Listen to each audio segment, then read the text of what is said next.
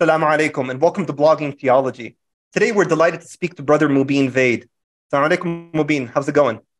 Alaikum salam wa rahmatullah. Alhamdulillah, doing well. Alhamdulillah. Mobeen Vaid is a Muslim public intellectual and writer who focuses on how traditional Islamic frames of thinking intersect the modern world. He has authored a number of pieces on Islamic sexual and gender norms. Today, Mobeen is going to be speaking to us about Islam's position concerning transgenderism.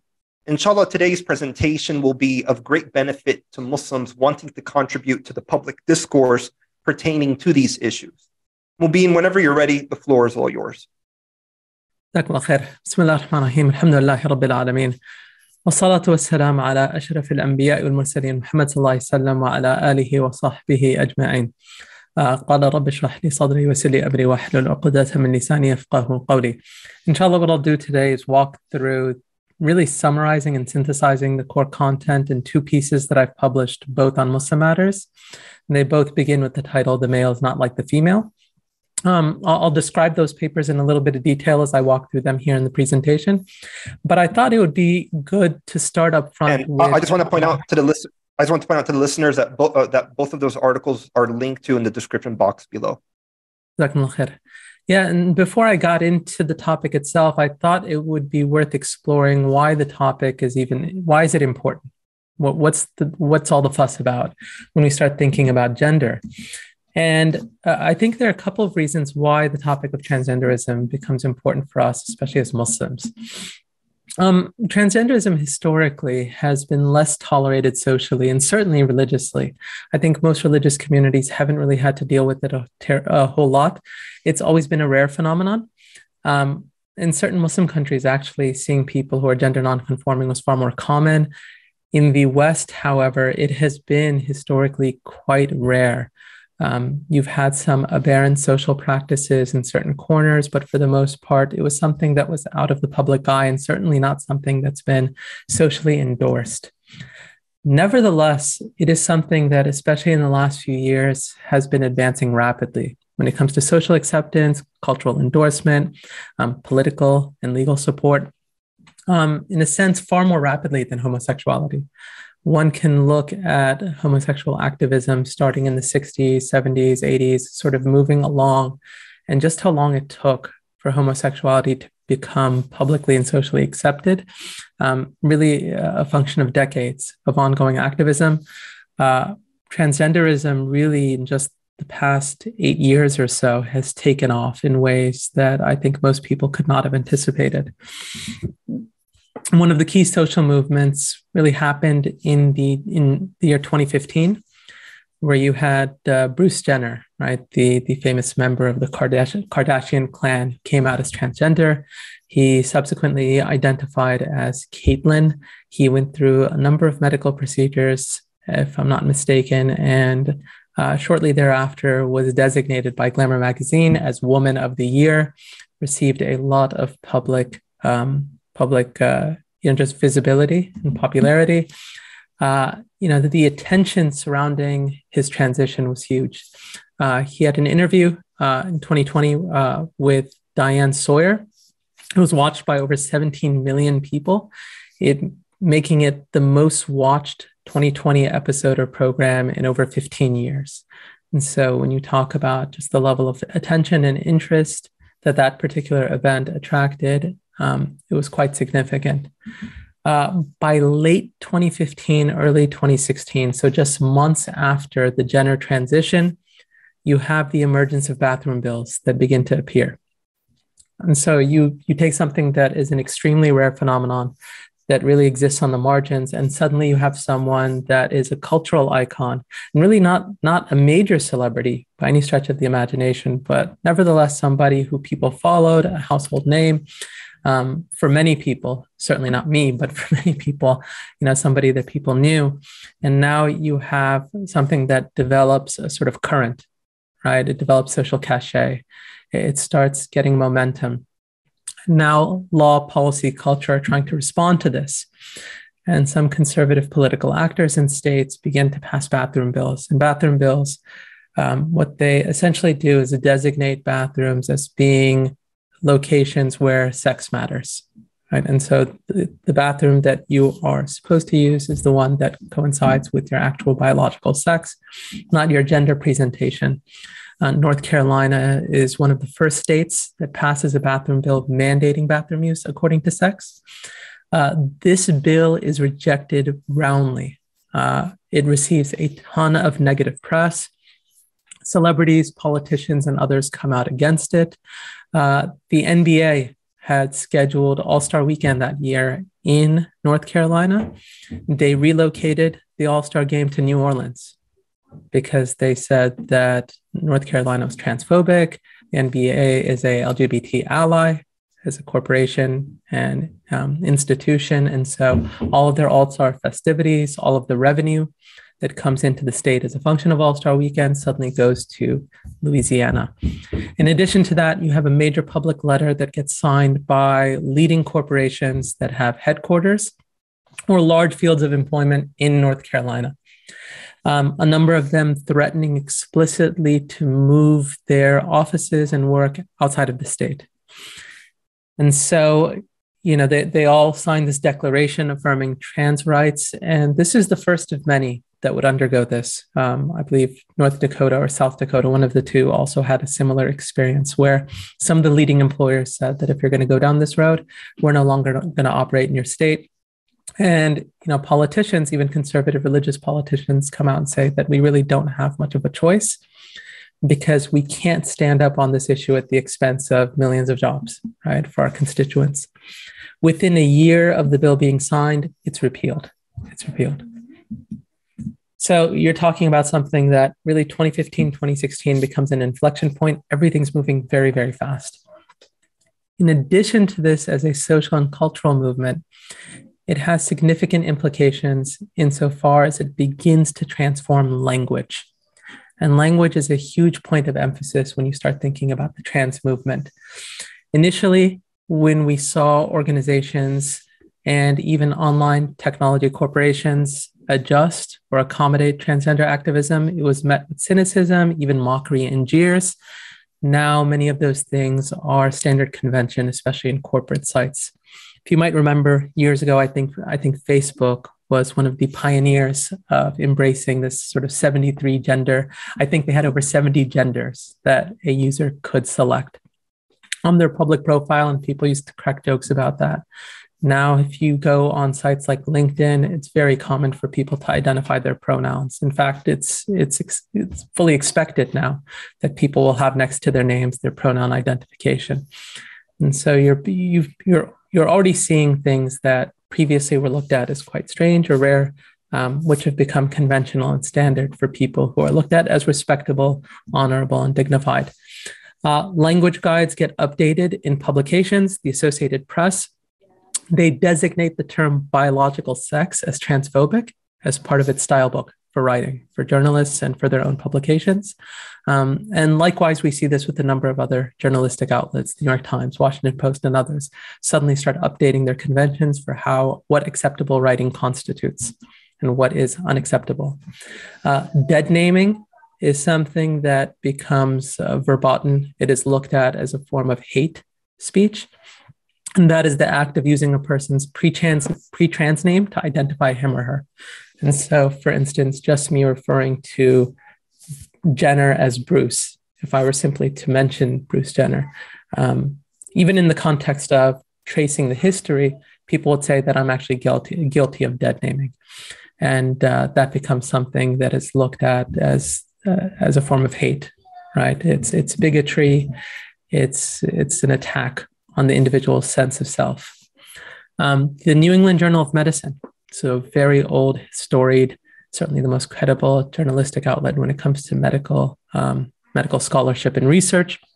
They published a piece a few years ago calling for the removal of the designation of sex on birth certificates. And so now we're talking about very, very serious corners of society that are suddenly endorsing changes to the really deep structural and systemic changes to the way in which different practices operate in order to adjust to this new climate of gender critical understandings of the world, sort of new gender theories, and of course, transgenderism as a major part of that. More recently, this just happened in the past few months, the Cambridge Dictionary made updates to the definition of both man and woman. And so both of those terms have been upended from the way that the dictionary identified and defined them for centuries.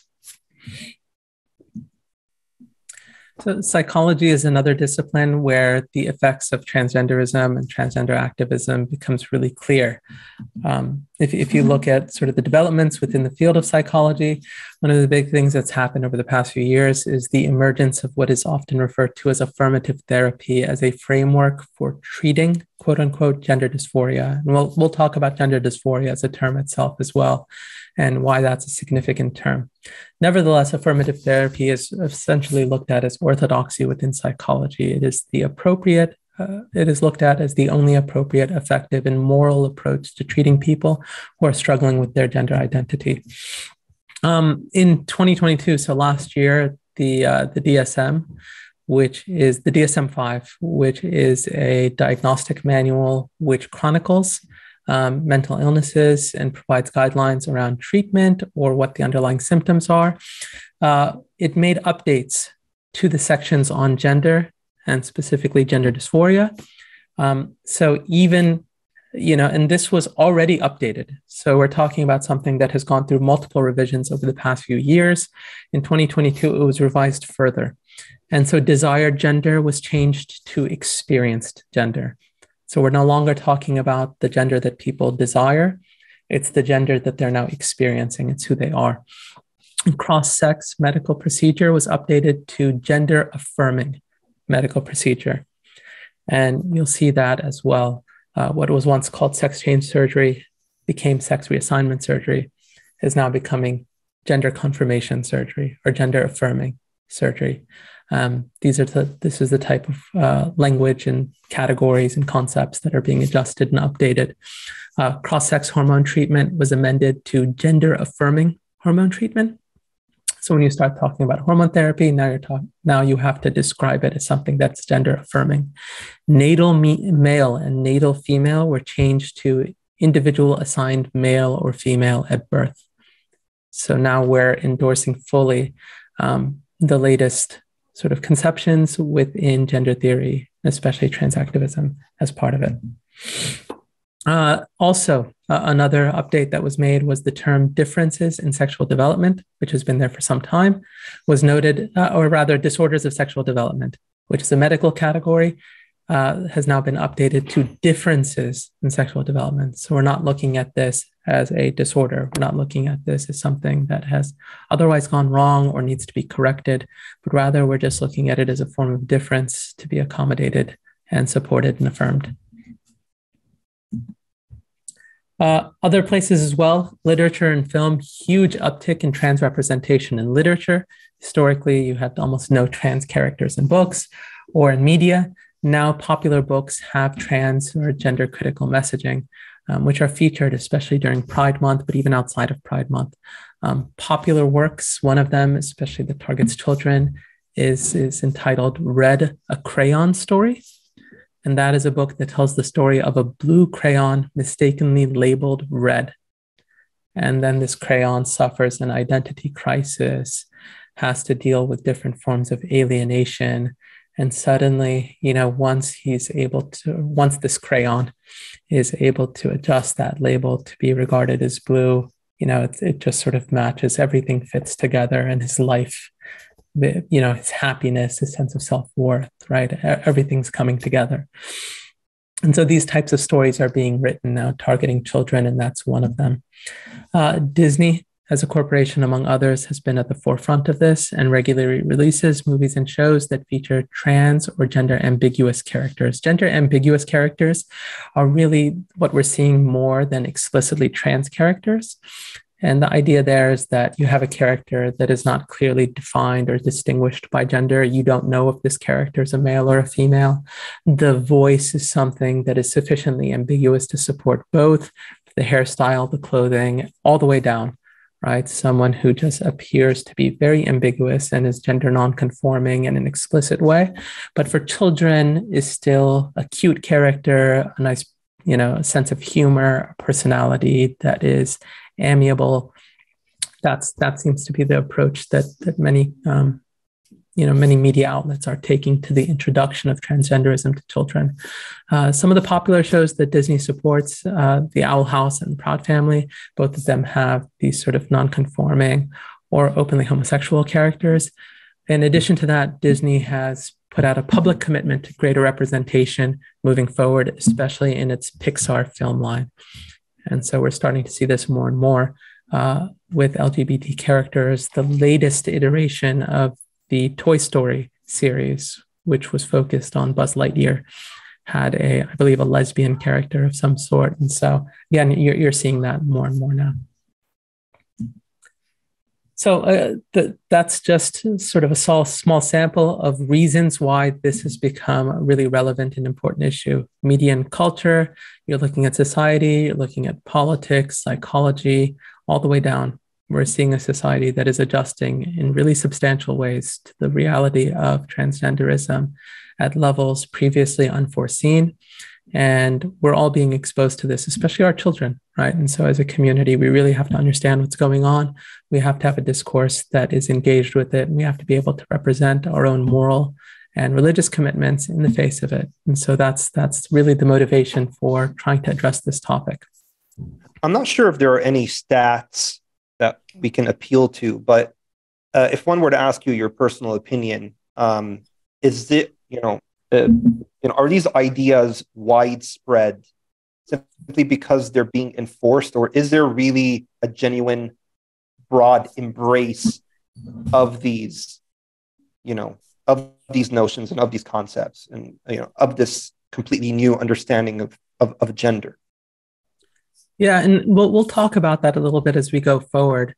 Mm-hmm. I think that's a bit of a loaded question. The question is, what is being embraced? If you look at, transgenderism itself, it's still relatively rare. But rare itself is a relative term, right? If you look historically, it was predominantly male. It was 1 in 10,000 men that experienced any form of what they used to refer to as gender identity disorder, GID. Most frequently, it was regarded as mild. And so you're talking about men that perhaps felt incongruent when it came to their own gender presentation. They may have felt some depression or anxiety.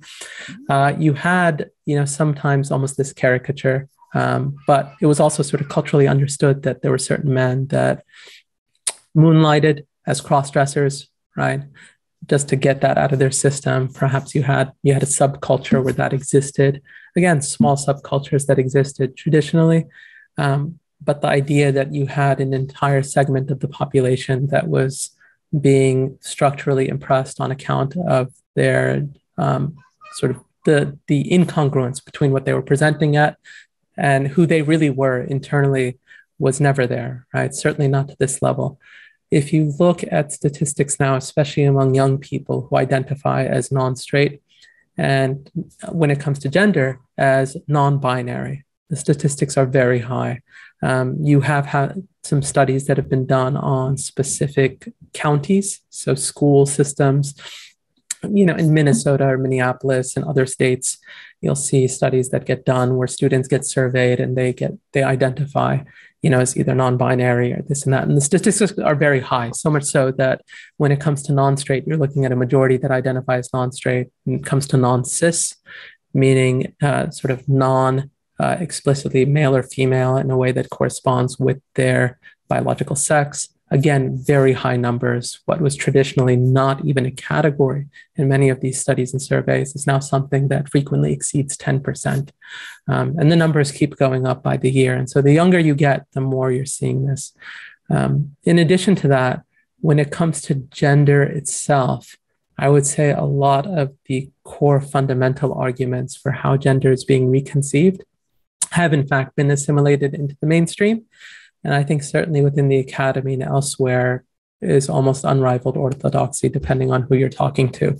The only places where you see any critical pushback is in very, very, conservative quarters. And even there, sometimes the pushback isn't really all that satisfying. And so, what we've seen in society, insofar as it's adjusted the way it conceives of and looks at gender, has been pretty remarkable, especially in the past decade and a half. So inshallah, we'll talk about that a little more as we go forward in the slides. But this particular section here is focused on the part 1 article. And what it does is it sort of sets aside the contemporary discussion and says, let us examine the fiqh tradition for what it is. And how did the Sharia address questions of gender nonconformity? Did it ever deal with situations in which people were nonconforming? And if so, how did it negotiate those realities? And I think it's important, first and foremost, to sort of articulate what the affirmative position in the Sharia is for gender. And within the Sharia itself, biological sex and psychological gender are not distinguished, right? So we don't have a narrative that treats these two things as radically differentiated. In addition to that, you have plenty of verses in the Quran where Allah subhanahu wa ta'ala describes us, his creation, as bifurcated, as male and female. وَمَا خَلَقَ الذَّكَرَ وَالْأُنثَى, Allah subhanahu wa ta'ala says in Surah Al-Layl, and he swears by his creation of the male and the female. Elsewhere, Allah subhanahu wa ta'ala in Surah Al-Najm, and this is just a sampling of a few verses. Again, we can find plenty more in the Quran. Where Allah subhanahu wa ta'ala in this verse, he says, وَأَنَّهُ خَلَقَ الزَّوْجَيْنِ الذَّكَرَ وَالْأُنثَى, and that he creates the two mates, the male and female. Very famously in Surah Ali Imran, Allah subhanahu wa ta'ala says, وَلَيْسَ الذَّكَرُ كَالْأُنثَى, and the male is not like the female. And so they're different. This verse, this last verse from Surah Al-Rum, very famous and commonly recited at weddings. So when you go to weddings, they introduce the wedding event with verses from the Quran. You'll hear this verse oftentimes. وَمِنْ آيَاتِهِ أَنْ خَلَقَ لَكُم مِّنْ أَنفُسِكُمْ أَزْوَاجًا لِتَسْكُنُوا إِلَيْهَا وَجَعَلَ بَيْنَكُم مَّوَدَّةً وَرَحْمَةً إِنَّ فِي ذَلِكَ لَآيَاتٍ لِقَوْمٍ يَتَفَكَّرُونَ. Allah subhanahu wa ta'ala says, and of his signs is that he created for you from yourselves mates, that you may find tranquility in them, and he placed between you affection and mercy. Indeed, in that are signs for people who reflect. And so so Allah subhanahu wa ta'ala describing his creation, us as men and women, is ubiquitous throughout the Quran, throughout the book of Allah subhanahu wa ta'ala. And again, we'll talk about this in more detail. But normatively, gender and sex line up. Gender and sex line up. On rare occasions, however, there are differences that appear. Cases where gender conformity is in fact compromised. And these cases of nonconformity can be due to different factors. They can be due to biological complications. They can be due to dispositional divergences. So biological complications, meaning someone who just physiologically does not self-evidently appear as a male or a female. So you have those situations. Dispositional divergences, which we'll talk about. And then the third one being affected, meaning deliberate elective divergences, where people are now choosing and taking on personas which present as the opposite sex. And all of them are treated differently vis-a-vis the Sharia. And we'll walk through each of these individually, one by one. And we'll start with biological nonconformity. And this most closely relates to what in the classical works of fiqh is oftentimes subsumed within the discussion of the khuntha, or the khuntha mushkil, the ambiguous khuntha. Now, the ambiguous khuntha comprises two scenarios in works of fiqh. The first scenario is a person who possesses both male and female organs. This is frequently referred to as hermaphroditism. And so when you refer to hermaphrodites, you're speaking of an individual that has both male and female organs, especially when you're referring to genital organs. The second is a person who possesses neither male or female genitalia and urinates from an opening in the body. These are the two use cases in which the scholars would describe the khuntha mushkil. And the reason it's mushkil, the reason that the khuntha is ambiguous and in fact problematic, is that the khuntha is not self-evidently male or female in a way that's discernible or identifiable, especially from birth. And a lot of the fiqh discussion on khuntha deals with how we can make a gender determination for that person. And there's a lot of discussion and a lot of scholarly difference on this. Most scholars tend to galvanize, most jurists tend to galvanize around this particular approach that starts with an examination of, which genitals are actually doing the work when a person has to urinate or relieve themselves. Later, they would examine physical developments. And so when it's a young child, they'd say, okay, where's this child urinating from? We'll just consider it that gender. And then we're going to look at adolescence. So what happens during adolescence? Do they start experiencing menstruation? Do breasts develop? Do they start getting facial hair? Right? What is occurring that can give us an indication of whether or not this is a male or a female? Mobeen, yes. What would be the most appropriate English term for khuntha? That's a good question. A lot of times you'll see khuntha translated as hermaphrodite, although because it comprises both hermaphrodites and people who are really suffering from what they refer to as agenesis or agenetic individuals, it's a bit limiting. I think just regarding it as hermaphroditism is probably fair because that's the majority phenomenon, even though it's an exceedingly rare phenomenon as it is. Within that small sliver, it's probably majority done there. And so that tends to be how it gets translated into English. I didn't translate it deliberately because it comprises multiple physiological categories and physiological phenomenons. And so the idea here is just to describe them both and say, hey, these are both use cases that fit or are subsumed within this category of khuntha. Now, going forward, again, the question is what happens, however, when we have situations where the khuntha remains ambiguous? So, we're trying to evaluate this child and see which genital organ is doing the work or functioning more. Now we're looking at adolescence and puberty and pubertal development. And in all of these scenarios, we're not getting enough information. We're not seeing anything that would clearly signify or indicate one gender or the other. In these situations, the Shariah takes a reserved stance. And this is what the jurists did, meaning that when it came to the prayer of the khuntha, they would say that the khuntha should stand in between the men's and women's rows. We can't have this individual praying with the men or the women because we just don't know. And we don't want to jeopardize the integrity of those spaces. The khuntha cannot get married. And they would say that it's impermissible for the khuntha to get married, precisely because we don't know if the khuntha is a male or a female. Right? And rulings like that tend to come up, even when it deals with questions of inheritance. Many of the fuqaha would say that the khuntha takes a middle between the inheritance share of the women and the men. So it sort of fits in the middle of that. And they would apportion something that fits in between what men get and women get. You'll see that throughout when it comes to trying to negotiate how we deal with the khuntha vis-a-vis fiqh. On rare occasions, the khuntha may remain ambiguous for life. Okay.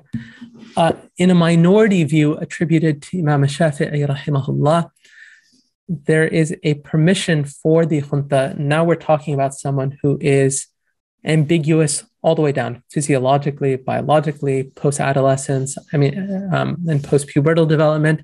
This is exceptionally rare. Most situations when we start talking about, so in sort of contemporary medicine, they talk about disorders of sexual development, DSD. Most DSD cases are of individuals that are gender unambiguous. So even if they have some physiological or biological aberrant they have anomalous biological, functions or realities that have emerged, just as, congenitally, right? Those things are oftentimes correctable via surgery. So you can have surgical corrections that regularize that person to his or her gender. Or alternatively, they just nevertheless develop in ways that are congruent with their actual gender. So gender identification is, in fact, in most cases where you have someone with a disorder of sexual development, not terribly difficult. In extremely, extremely, extremely rare cases, you do have individuals that remain ambiguous, meaning physiologically, biologically, even down to genetically, you're looking at people whose entire sort of phenotype is not gender clear, right? You don't have a clear gender statement that is coming through. And there is a minority view that I said here that's attributed to Imam Shafi'i that allows such a person to actually make a one-time non-retractable gender selection. The idea there would be that this ambiguous individual essentially chooses to be a male or a female. And from that point forward, he or she is regarded as a male or a female for the rest of its life. And that's the way that we're going to deal with that person vis-a-vis the Sharia. Again, a minority view, but nevertheless a view that exists in fiqh. So that's the khunta. That is the khunta category where we're dealing with biological nonconformity. And it is important, once again, to remind listeners that this category is a rare category.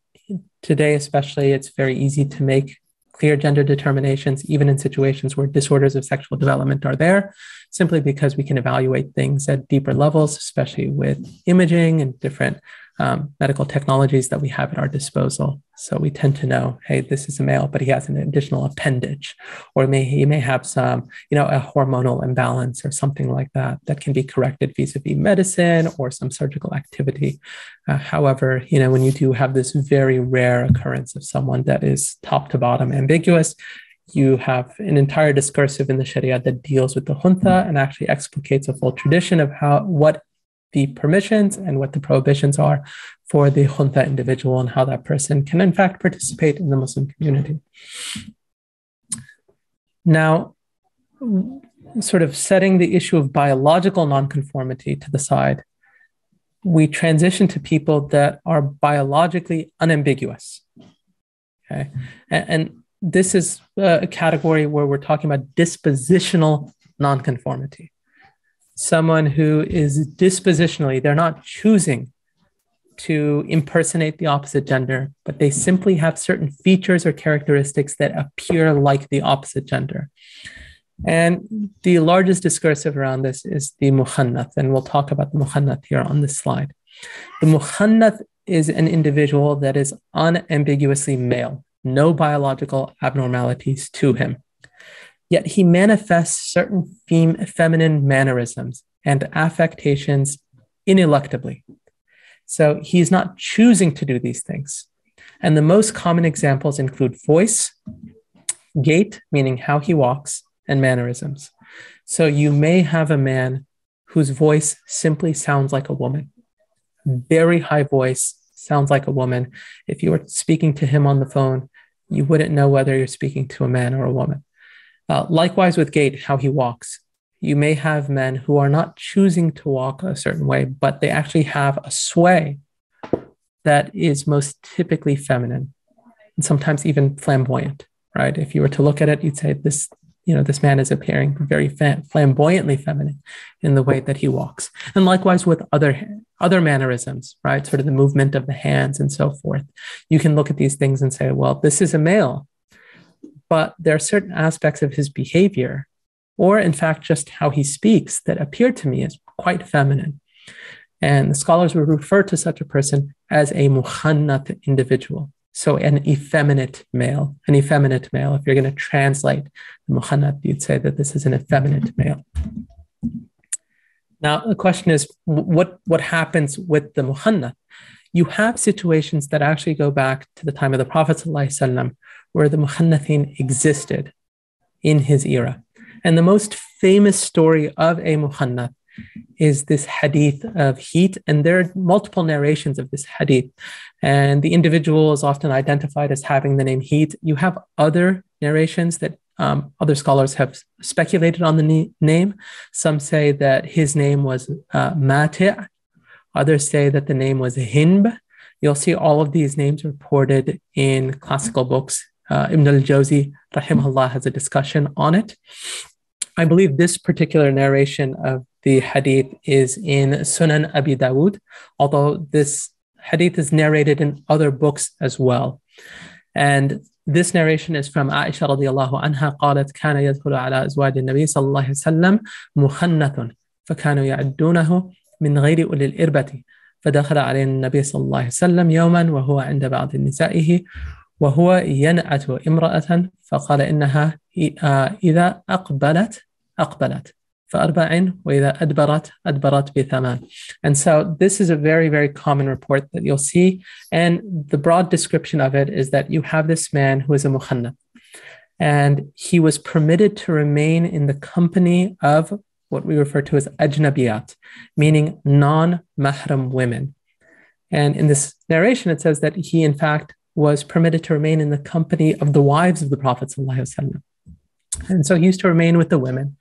And the reason he was permitted to remain with them is because he was regarded as those who are from those who Allah subhanahu wa ta'ala describes in the Quran, right? In the verse, I believe in Surah An-Nur, Allah subhanahu wa ta'ala says, أَوَ التَّابِعِينَ غَيْرِ أُولِي الْإِرْبَةِ مِنَ الرِّجَالِ, or those men who have no physical or erotic desire for women. Those are men that it is permissible for women not to wear hijab in front of. You are not obligated to cover in front of men who have no sexual desire whatsoever. And so this muhannath named Heat or Hinb or whatever his name was, this particular muhannath used to remain in the company of women because he was regarded a man who had no sexual desire whatsoever. And there was a man who was interested, one of the Sahaba was interested in marrying a woman. And this muhannath described to the man what that woman looked like by describing her belly folds. That when she goes one way, she has this many folds, and she comes back, she has this many folds, so marry her. And he was describing it as an attractive feature. When the Prophet ﷺ heard him describing the women and their physical characteristics in that way, he forbade him from remaining in the company of the women. And he explicitly instructed them to remove him from their presence. In some narrations, the Prophet ﷺ banishes this muhannath to the outskirts of the city, And so this is a really pivotal report when it comes to the entire fiqh tradition and speaking about the muhannath and the muhannath category. But regarding the muhannath, Mobeen, yes. Is it really the case that a lot of these effeminate men who have these, feminine traits do not have sexual desires for females? It's unclear. I mean, certainly some perhaps don't, some do, right? I don't think there's a single rule that characterizes them. There may be some men that really don't. They may be asexual, right? And they're also effeminate, but those two things don't necessarily overlap. There isn't a necessary relationship between those two. Nevertheless, this particular muhannath in this narration was assumed as being asexual, but once he began identifying and describing women and understanding their features, he violated the confidence of that space, and the Prophet ﷺ forbade that from going forward. Okay, now, so it's not like the jurists gave an open-ended fatwa that any mukhannath can just be around ajnabiyat regardless of his sexual proclivities and desires. No. In fact, I think I talk about that in more detail, but let me go back. I will say that the jurists differed. You do have some of the fuqaha that say if there's a muhannath and he's sort of understood as being ghayr ulil irba, he's assumed as being someone who has no physical or sexual desire, then it's permissible, just the same way that the Prophet ﷺ permitted it. And if he violates the confidence, he should be violated from those spaces the same way. Others said no. I believe that's the position of the Shafi'iyah And I talk about this in the paper, and also some of the Hanafis, where they say, no, this is actually a fully grown adult male, and he can in fact marry women, right? Like it's permissible for the mukhannath to get married. And so the very fact that he is eligible to wed women should mean that he is presumptively prohibited.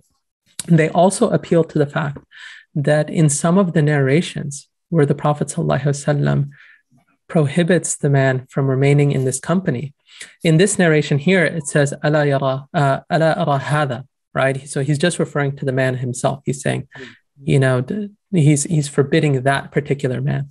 But in some narrations, the Prophet ﷺ, he uses ha'ula, right? So he uses the collective they. And he says, don't allow them or remove them from your company. And he says that to the women. And so the very fact that he uses the plural to signify that they shouldn't be permitted is regarded as a broader prohibition that applies to mukhannatin as a category and not simply to this individual heat as a person. So there is some khilaf over, how should the mukhannatin be treated vis-a-vis, this question of remaining with the ajnabiyat or remaining with women who are non-mahram, especially when they're not fully veiled. Now, again, we already talked about, mukhannatin, they're unambiguously male. We mentioned that. Okay. So that's the dispositional nonconformity, right? So this is the category where we're talking about the mukhannath khilqi, someone who is not choosing to behave this way, but just has certain features, behaviors, characteristics that are effeminate. I should also note that there is a female corollary to the mukhannath named the mutarajjila. The mutarajjila appears in hadith, specifically the hadith of la'an or the hadith of cursing. We'll talk about that. But as a phenomenon, we don't actually see it receive a lot of attention. Certainly you have no mutarajjilats that appeared during the time of the Prophet ﷺ, and we don't have a larger fiqh discussion. And we'll talk a little bit about possible reasons why that is. Why didn't the mutarajjila get a lot of attention? Is that the equivalent of a tomboy, or is it? Is there well, more and that's part of the question, right? And this is just Allah knows best. This is the best explanation that I can sort of discern based on my own research. Is that if you look at the common examples that are included in works of fiqh, and when they describe the mukhannath, almost always there's two things that get mentioned. It's like the way they walk and their speech, sort of salt and mesh, right? Both of those things are mentioned almost without exception. When it comes to women, however, what does it mean to walk like a male for a woman? Right? Men really don't have any clearly discernible ways of walking. Likewise, when you think about women's voices, it's like I can't really think of an example where you have a woman whose voice is just so deep and masculine that if you heard her, you would think she's a man. That's a very rare thing to encounter. So much so that, the alternative is not the case. Like you might actually encounter men who have voices that sound feminine. The reverse doesn't happen very much, if at all. And so when you start talking about mannerisms, right, a man having effeminate mannerisms, what does it mean to have masculine mannerisms for a woman? Like the tomboy example is interesting because the tomboy isn't someone who just ineluctably and congenitally has male mannerisms. We're talking about a woman who is now expressing specific masculine interests. And so a woman who likes to play sports or dress like a guy or cut her hair short, things like that. But it's not as if the hair is just short on its own. It's not as if she was just born playing these sports. No, she's making choices here, right, as to the things that, her relative interests. Whereas the mukhannath, here, especially when we're talking about the congenital case, we're talking about someone who's not really making choices. We're just talking about somebody who has been created a certain way, and he's not putting on an act, to put it a little bit more explicitly. So now when we talk about affected nonconformity, people who are now deliberately making choices of the opposite sex, we're looking at the مخنث غير الخلقي, the non-congenital مخنث. So again, unambiguously male, no biological abnormalities, no congenital behavioral abnormalities. So not someone who actually sounds like a woman or anything like that, but, you know, is now choosing to impersonate women, right? That is condemned and prohibited by the consensus of the scholars. And there's this very famous hadith, the Prophet ﷺ, which is narrated in all the big major books, where you have la'na Nabi sallallahu alaihi wasallam, another hadith, la'na Rasulullah sallallahu alaihi wasallam, that the Messenger of Allah alayhi salatu wasalam cursed al-mukhanathin min al-rijal, the effeminate men, wal-mutarajilat min al-nisa, and the mannish woman. And in this narration, the Prophet ﷺ says, "Akhrijuhum min buyutikum," just drive them out of your homes. And he says in this narration, فَأَخْرَجَ النَّبِيُّ صلى الله عليه وسلم فُلَانًا وَأَخْرَجَ عُمَرُ فُلَانًا, that the Prophet ﷺ actually, did this or drove one man out of his home, and then Umar radiallahu anh did the same with another. So that's one narration, but again, this is this famous report where the curse of the Prophet ﷺ, certainly the curse of Allah subhanahu wa ta'ala, is on someone who does this. Now, what does this mean, right? Imam Bukhari rahimahullah famously categorized this hadith within his chapter on libas, his chapter on clothing. And that is really the most explicitly condemned and prohibited form of imitation. And so we're not just talking about someone who has maybe an interest that typically is aligned with men or women. We're talking about someone now who is really publicly impersonating men or women, sort of the opposite sex, in ways that are prohibited. So a man going out wearing feminine makeup, wearing feminine clothing, right? Doing all of that, or vice versa, right? A woman going out wearing explicitly male clothing, trying to dress up and everything to appear or present as a male. When this is done, obviously, these are choices now that people are making. This is where the prohibition comes in. Such a person is additionally regarded as morally corrupt, and so they fall under the categorization of a fasiq, someone who's morally corrupt. There's a lot of fiqh discussion that the jurists have over whether the fasiq can lead prayer. So should the fasiq be prayed behind? Whether one should eat the meat that the fasiq slaughters, or whether to wed the fasiq to upright women. Fisq, to be clear, is not kufr, so it's not disbelief. And the blameworthy mukhannath doesn't leave Islam on account of his sin. And it's also prohibited to use these terms as a slur, You have a narration of the famous successor, Ata ibn Abi Rabah, rahimahullah, where one of his students suggested and speculated that a man with certain effeminate traits was in fact a mukhannath. And when Ata heard that, he instructed his students to repeat their wudu, their prayers that day, and their fasting for having even made that suggestion. And so it is prohibited to use it as a slur. You'll additionally see this in the chapters of qadhf, the slanderous accusation in fiqh. And there are punishments associated with slanderously accusing people of things. And you'll see the term mukhannath also described there. When it's used as a term of slur, it becomes a slanderous accusation that is prohibited and potentially even punishable. So the conclusions here from this sort of section itself, gender is binary. So we have men and women, and this is part of Allah subhanahu wa ta'ala's creation of us as human beings. Gender is normatively presumed on the basis of biology. And that's why when the junta situation comes up, we're actually trying to make a determination of what that person's sex or gender is.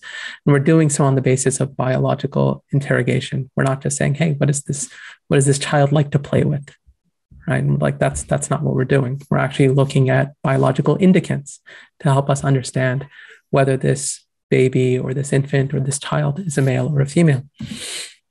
On rare occasions, biological ambiguities require determining gender.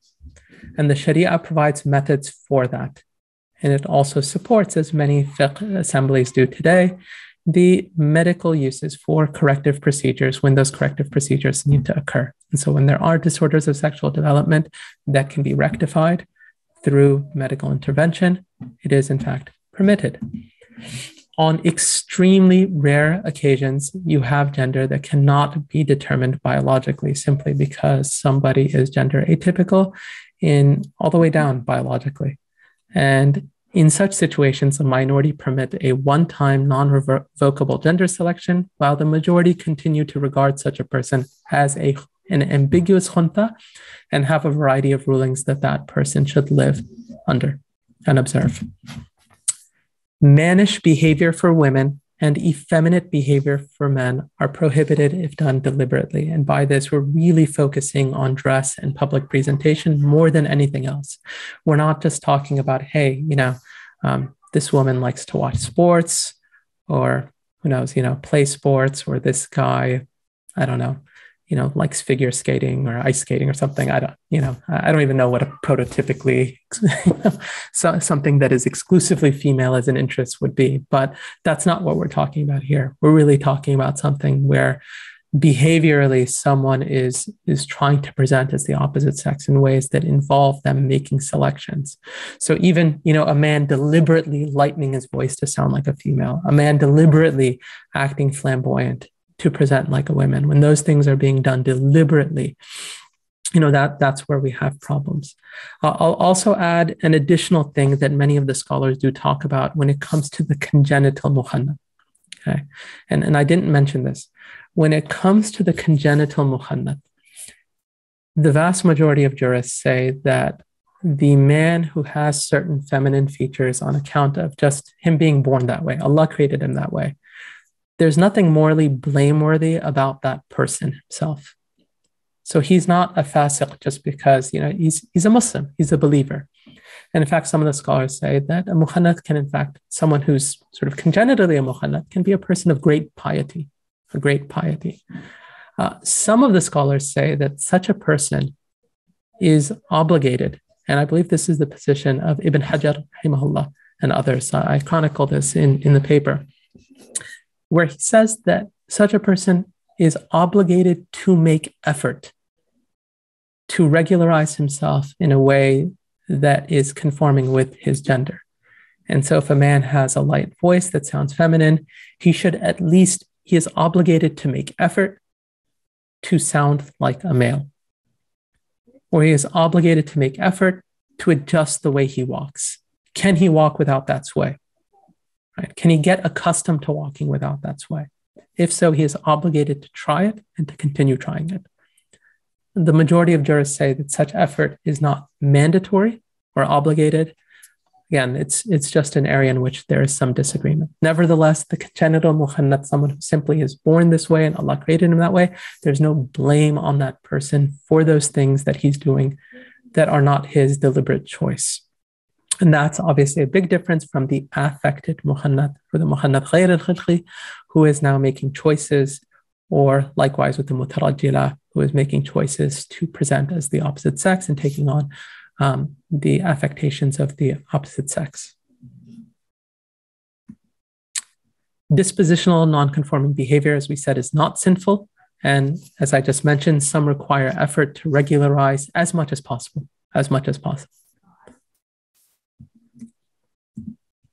So I'll pause there.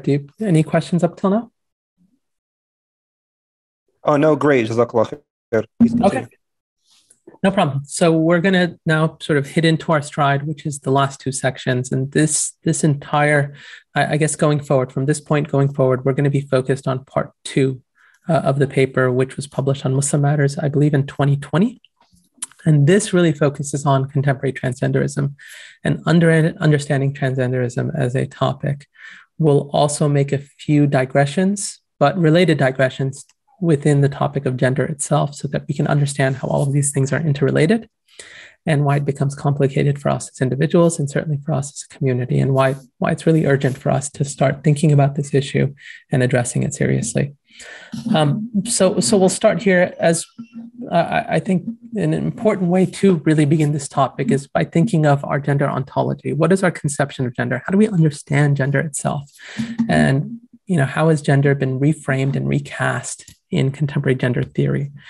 The assumptions and debates over gender are significant today.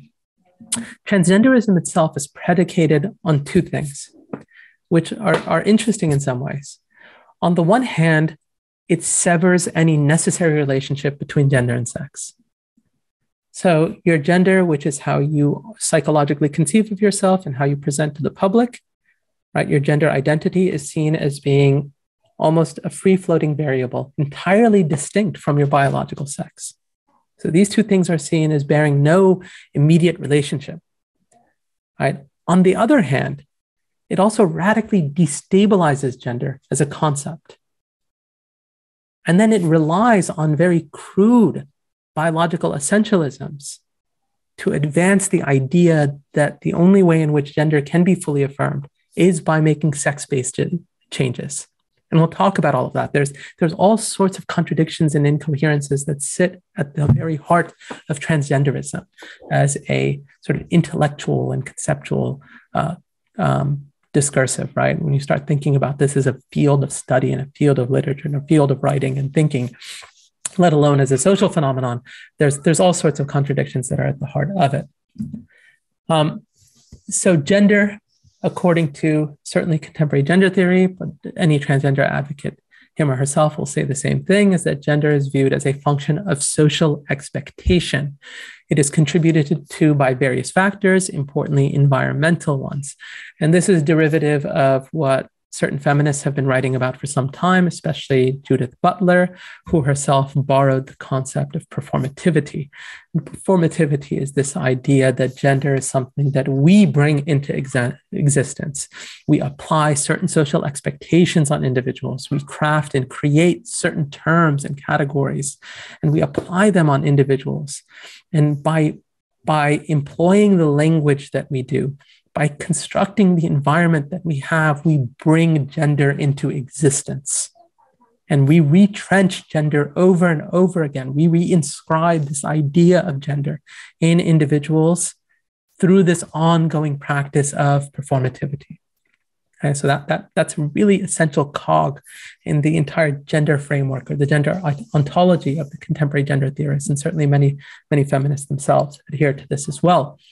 Gender here is socially constructed. Social constructionism features prominently, as I mentioned, gender theory. It undergirds much of the conceptual thinking that gives life to the trans movement. Contra constructionism, so grading against it, is a group of essentialists who believe that gender is principally rooted in objective biology. This is a small group that appears to be growing by the day, but we'll also talk about why these essentialist currents can also represent certain challenges insofar as they themselves subscribe to sometimes very limited views of what gender actually entails. And so we'll talk about that as well. Mobeen, I can't remember who, where this, to whom this view is attributed to, but I think there are some that hold the position that, we are not our bodies, but we are our souls, and therefore our gender is assigned to our souls. Therefore, it's not rooted in biology. And then through social construction, we then come to know what our real personalities, or what our real gender is. Is that, an opinion that is rooted, in the social construct position, or is it? Yeah. No, I haven't encountered that view. I mean, for the most part, most gender theorists, and certainly people who are like scholarly in this field, Susan Stryker and others, don't really talk about the soul. I think most of them do commit to materialism as a philosophical presupposition of how we can evaluate human beings and reality and the world itself. Sure. It's really interesting because I could see how someone who is not a naturalist yet still adopts the social construction view. I could see how that view could still mesh with the social construction view, in the sense that it's through social conditioning where we come to know what the gender of our souls really are. or Yeah, I mean, some nonsense like that. in that view, what you're talking about is the soul representing a pre-social part of our being, but we only come to understand it through social relations. That would be the type of argument someone there would be making. Although, again, I haven't encountered a lot of people really discussing the soul at any serious level. In fact, one of the problems that some of these people have, especially gender theorists and even some feminists, is on the one hand, they're working very hard to destabilize the very category of gender. And, that's why most of their discursive is ontologically thin.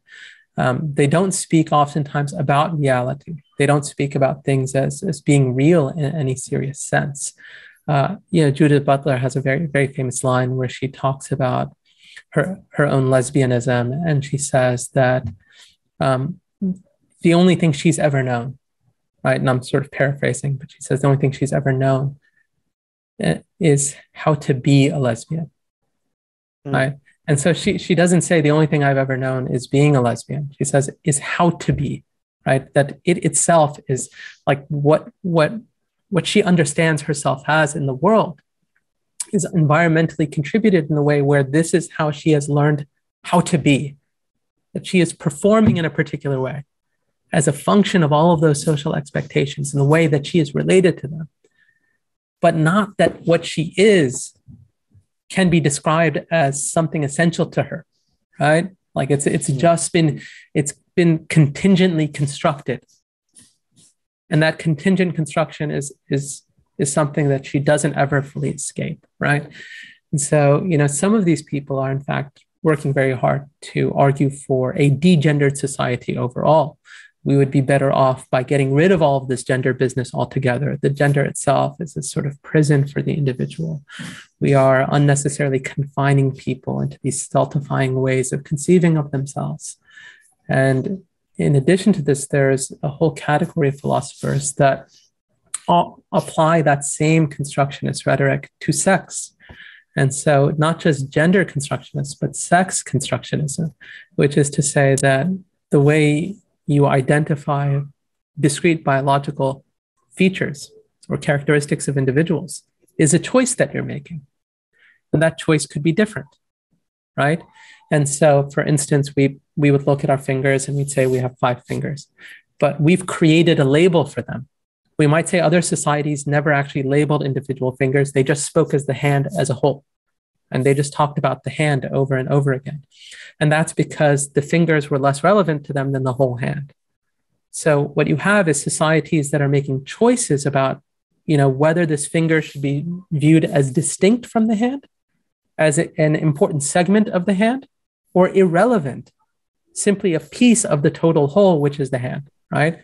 They would say, likewise, we're making choices when we start saying, well, here are certain physical characteristics that this person has, their genitalia, this and that, and we're describing them and we're inventing terms and categories, and we're calling those categories the sex of the individual, whereas there's no necessary reason for us to, in fact, go down that road. We can describe people differently. We can characterize them differently that may account for those physiological reasons, but nevertheless avoid committing us to this category of sex itself, and recognizing that sex identification is in fact something that is constructed through our own devices. And so that's a more radical strain of certain groups of transgender thinkers. Kathleen Stock, I believe, has an article where she's written about this. It may have been in Quillette. I can't remember exactly where it was published, but you have some articles that have been written on this move as well. So again, it can get quite radical depending on the thinker that you're engaged with. Some proponents of transgenderism have espoused essentialist arguments. And publicly, it is not uncommon to encounter essentialist views about transgenderism. And what I mean by that is that they don't simply speak about gender as something that is constructed, but they talk about it as something that is essential to the individual. Right? I am a man trapped in a woman's body. I'm a woman trapped in a man's body. I'm essentially a man or a woman, but I'm who I am internally is the essence of my being. So they're trying to preserve the objectivity of gender but not, but trying to avoid rooting it in biology. Absolutely. Absolutely. Right. And so people will suggest that there's something internal that constitutes the essential gender of the individual. Some appeal to biological considerations, in fact, including DNA. So if you remember the genetic arguments for homosexuality, that it's genetically informed, you do have some people that say, well, it's genetic. Obviously, it's a far-fetched argument to make when it comes to transgenderism, simply because, when you start appealing to genetics, gender difference as a biological reality becomes far more substantial, and it's difficult to support transgenderism. And so the focus for people who really argue a biological essentialism to transgenderism and gender nonconformity is the brain. And you'll see a lot of writings on the trans brain itself. And the reason behind that, a couple of things. One is that men and women do have radically different brains when it comes to gray matter, white matter, the hippocampus, right? There are a lot of differences between the male and female brain. Nevertheless, the brain structure studies, and it's very interesting. You'll read some studies that are highly, highly political, that endorse this idea that transgender persons, quote unquote, have a brain structure that is divergent from their biological sex. Those studies have largely been repudiated. And so the brain structure, or the trans brain argument, continues to hold some cultural social currency.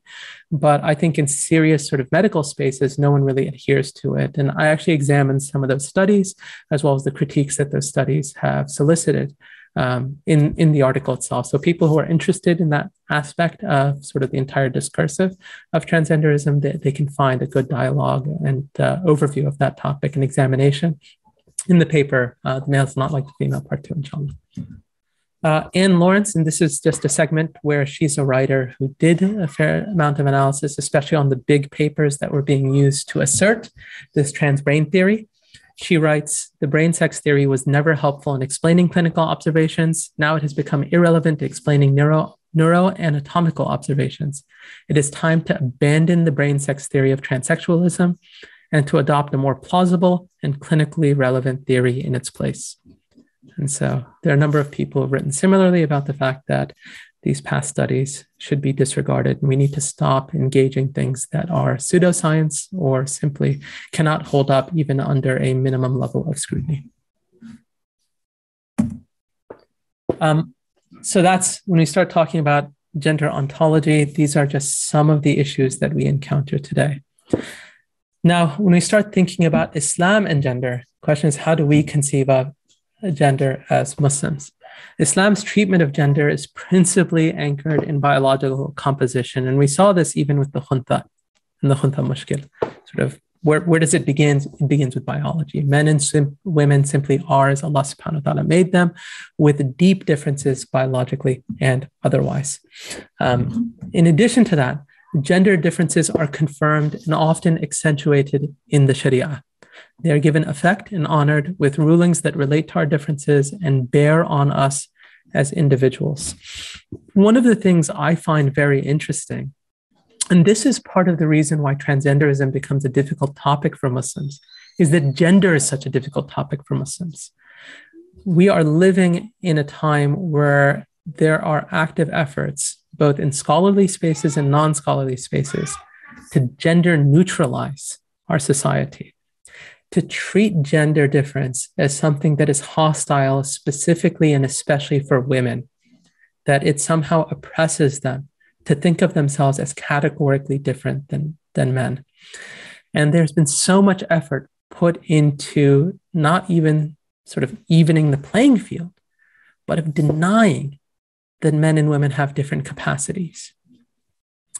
And this is why so much of the Sharia presents as difficult to everyday Muslims, because when they start encountering gender difference in the fiqh tradition, in the Quran, in the Sunnah, they receive it as something that is uncomfortable for them.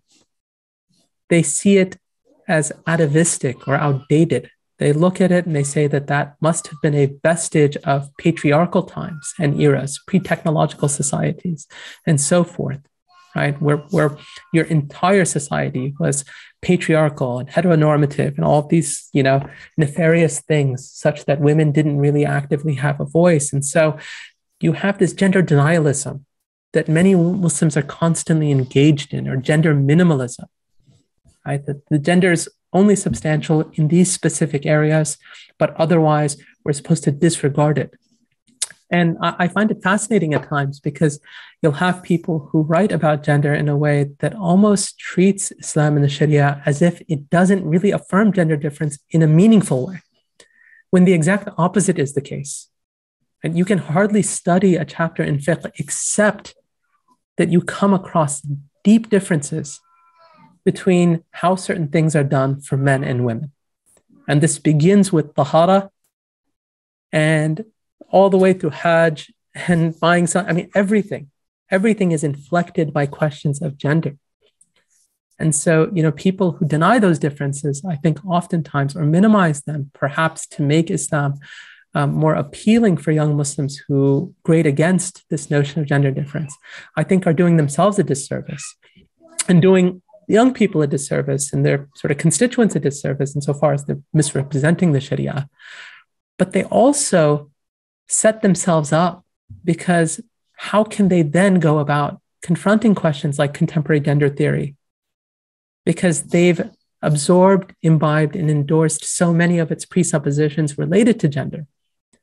And so this entire topic is interrelated, right? The way we speak about, the way we treat, the way we deal with questions of gender is going to directly impact and influence whether or not we can actually maintain a coherent position in the face of transgenderism and contemporary gender theory. And again, this particular section on Islam and gender, it's fleshed out in a lot more detail, and that's in that article as well that I referred to, The Male is Not Like the Female, Part 2. So we'll return back to that conversation a little bit, inshallah, as we go forward and we talk about Islam and gender in the next section, in Islam and transgenderism, but sort of returning to transgenderism for the moment. Transgenderism itself is a topic that has its own history. The history of transgenderism is a hugely contested field. And this likewise applies to queer history itself. One of the questions that comes up is, how much can you conflate between histories, societies, cultures, and what is happening in the contemporary West? One of the things contemporary Western actors tend to do is they take everything that, historically can be smuggled in or assimilated into its political or activist program, and it treats all of those things in a manner that is uniform and unified. And so you'll see this when it comes to transgender history, is that they'll take all non-conforming history and they'll make it part of their story, right? Eunuchs, right?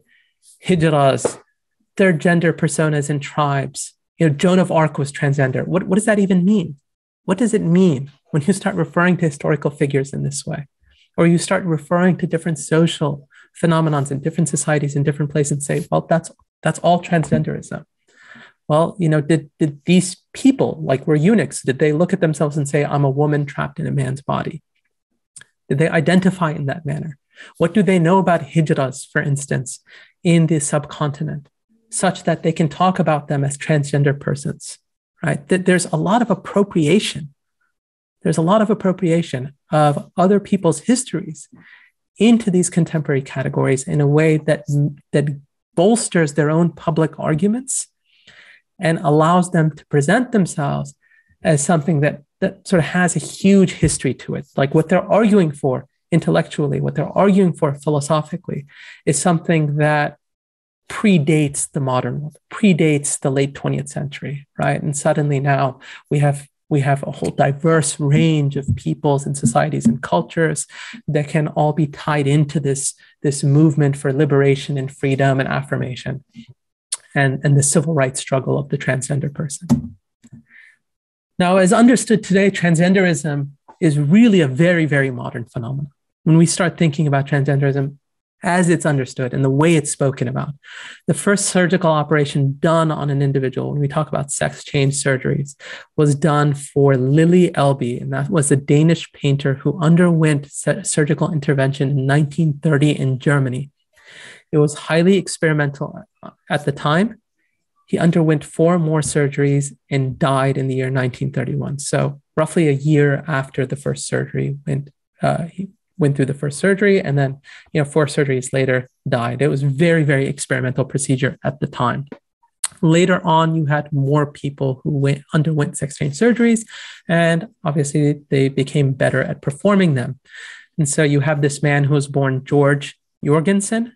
He died in the year 1989, transitioned to Christine Jorgensen, underwent surgical procedures roughly 20 years later. So in about 1950, 1951, Jorgensen became a celebrity, lived a very, very public life, came back, was featured in magazines, invited to a lot of these white-collar banquets, media attention, all the rest. If I'm not mistaken, I think Jorgensen was actually a military member. And so, there were a lot of public, there was a lot of public attention that the Jorgensen experience attracted. Sex change surgeries were not available in the United States until 1965. And Johns Hopkins was the university that initiated sex change surgeries in the United States. And that particular program, which was part of the Johns Hopkins Gender Identity Clinic, was shut down in the year 1979, so 14 years after they started. There are tragedies that abound in the history of transgenderism, and even today. And so one of the cases that's really significant is actually within the experience of Johns Hopkins in the United States. And this is often referred to as the infamous John Joan case, or also referred to as the David Raymer case. And the story begins with these parents who have a child named Bruce Raymer. And he suffers as an infant after being born a botched electrocauterization procedure that was intended to treat and remediate his phimosis as an infant. The botched treatment leave this infant's penis damaged beyond surgical repair. And so the parents of Bruce Raymer consult John Money. John Money had recently established the Johns Hopkins Gender Identity Clinic in the year 1965. John Money is a really critical figure. He was from New Zealand. He was sort of on the bleeding edge of reconceptualizing gender identity, endorsed a very strong constructionist view of gender itself. John Money persuaded the parents to raise Bruce a girl. He said, we're not going to be able to repair the damage that was done to his genitals as an infant, but what we can do is begin right now and transition this boy into a girl, and let's do sex change surgery on this young boy, baby Bruce, and raise Bruce as a woman. And so Bruce was raised as Brenda. He had ongoing consultations and appointments with John Money. He was given medications from a very young age. Bruce had a twin. I can't remember his twin's name, but he had a twin that he was born with. It's very interesting and very sad and tragic, this particular story. Bruce later in life would write a autobiography or have an autobiography authored about himself. It's reported, in that autobiography, he talks about the sessions that he had with John Money and his brother. Money would repeatedly misrepresent the nature of those appointments. He would not divulge everything that took place in them. At times, he would have the two brothers perform sexual acts on one another. In other times, he would have them do very grotesque things. He threatened to kill himself on more than one occasion. And he told his parents that if they continued to force him to go to John Money, he was going to commit suicide. At the age of 13 or 14, his parents confessed what had happened, that he was born as a boy, and this is what they did. A year later, he decided to detransition and to go back to being a boy, and he started going by the name David when he learned of his past. He wrote a memoir. He committed suicide in his 30s. His brother, Brian, he developed schizophrenia. He became addicted to antidepressants and narcotics, and he overdosed in his 30s as well. So both the boys died of suicide.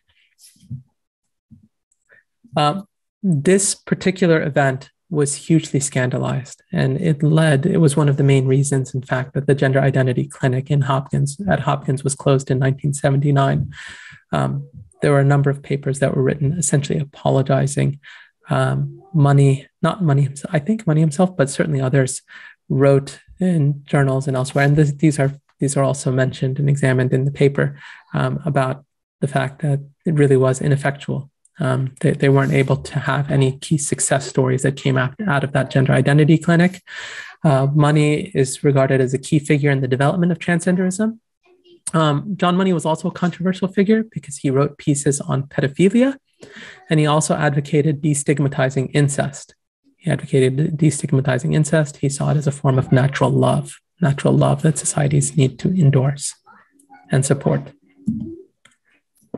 So when we start talking about the history of transgenderism, you have a couple of key figures that become very seminal. You also have sort of medical programs that start going underway, but then experience scandal and controversy.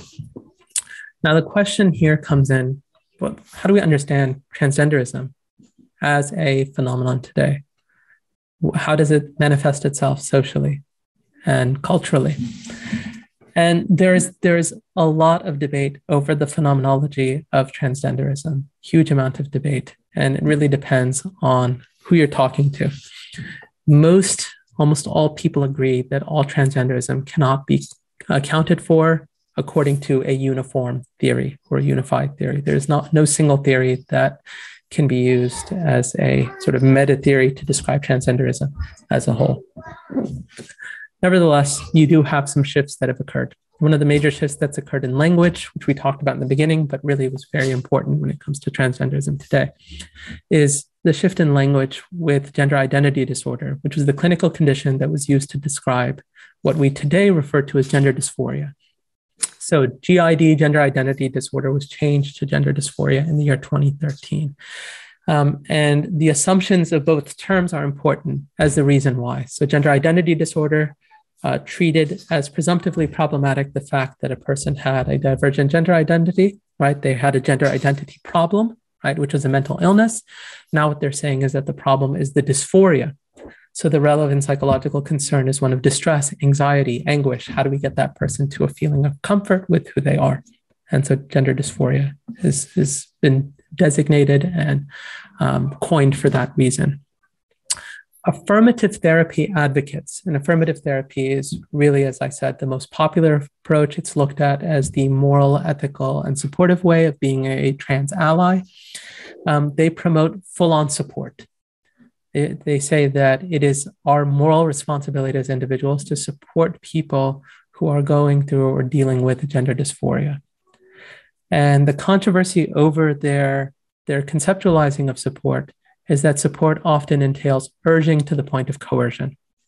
Even in more benign forms, studies suggest that affirmative therapy invariably leads to medical interventions and full transitions. And so what affirmative therapy ends up being in practice is really an approach where once any individual starts getting affirmative therapy, the next step is going to be a transition.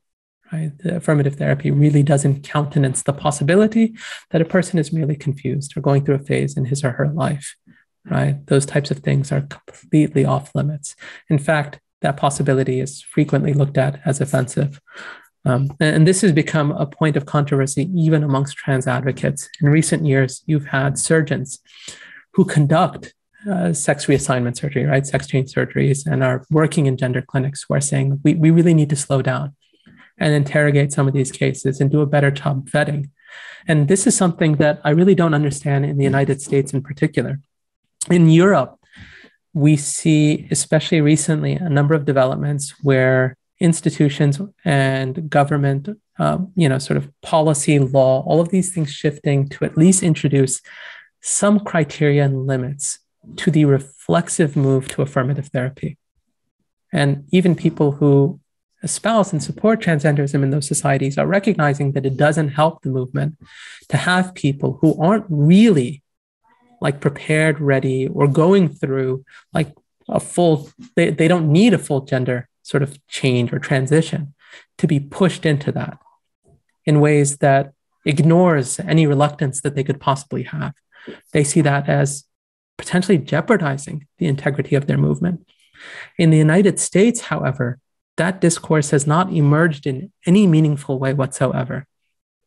And in fact, far left groups, which are now well represented politically and in other influential spaces, continue to insist upon pushing the envelope further and further. And we'll talk about that as we move forward, inshallah.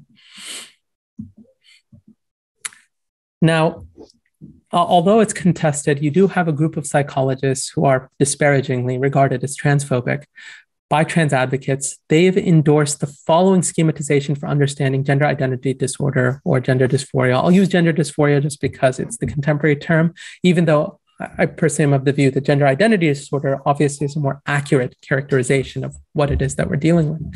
Nevertheless, they schematize it a certain way. And I think that these psychologists have done a decent job in trying to understand this phenomenon and sort of group it into almost family groupings, right? They're not saying that these are the only ways that transgenderism comes about, but this broadly characterizes the majority of cases.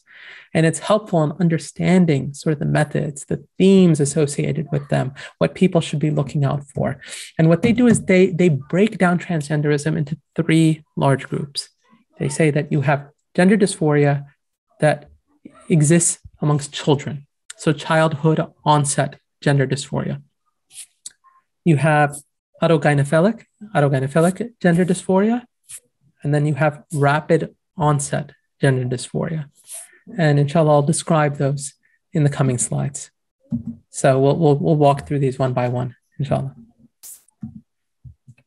So the first of these is childhood-onset gender dysphoria, and this is by far the most controversial category. It's also referred to as early onset gender dysphoria. And what this refers to is children who are as young as 3 years old who behave like the other sex in a variety of ways, including preferences of dress and appearance, play style, playmate preference, and interests and goals. Childhood onset gender dysphoria has a significant correlation with autism spectrum disorder. And this is another reason why controversies come up. Samples of adolescents who are referred to gender identity services reveal that 6 to 20% of such cases also have autism spectrum disorder. So it's quite high, much higher than the sort of normal population. Early studies show that children who struggle with gender and sort of their own gender identity, quote unquote, and behavior, naturally go through desistance, meaning that they regularize with their biological sex and the gender that they're born into. They naturally desist in about 84% of cases. Some studies report even higher rates. There are some studies that report lower rates, but you're looking at least 70% and upwards of 90% of children who, if you just kind of leave them alone and you let them grow up and they grow through puberty, they're not going to have this issue anymore. Right? We're not dealing with, a woman trapped in a man's body or something. You're just dealing with the child. Really isn't even developed sexually, right? Doesn't really have a clear conception of gender identity, that is merely struggling because of perhaps different environmental, social issues that they're dealing with. Maybe they're just different in other ways, right? But they don't have to be reflexively pushed into this transgender current. And that's a big problem here. Trans activists fight against all of this, really tooth and nail. They refer to this as the desistance myth, that young people left alone will desist. They accuse the studies of transphobic intent. They say that young people should be fully entitled to go through transitions and be supported in their transitioning. It is a battleground topic today. Medical intervention for children approaching adolescence is a big area of debate. Affirmative therapy advocates support full and unobstructed access to puberty blockers and subsequent hormone therapy. So puberty suppression should be something that children can make a decision around without their parents intervening or having a say. Just trying to understand their perspective. We do not allow children to make such radical, life-transforming, and possibly permanent decisions in any sphere decision making. I mean, okay, fine. Like, I mean, at the very least, okay, fine. You believe in this whole thing, but like, at the very least, recognize that they're children and perhaps set an age limit and say, okay, you know what? Wait until they're 12 or wait until they're 15 and then let them decide. But no, it's like they're allowing children to, I just don't understand that, like, even the how they could allow something like that. Well, what's their perspective on this point? Like, if one were to probe them, I know their response may not be convincing to us, but I'm curious to know their response. Like, how can you allow children to make such a decision? That's a good question. I think there are a couple of things that go on, right? And I actually think some of their arguments are pretty serious arguments. One of the things is, how do you conceptualize transgenderism, right? Or being unaffirming as a parent. Okay? There are certain things as a society that we don't tolerate or entitle parents to do simply because they're parents. In other words, parents don't just own their children the way that you might own something that you've bought from a store. You can't abuse your child, for instance, physically or otherwise. And if someone calls Child Protective Services, we have Child Protective Services for a reason.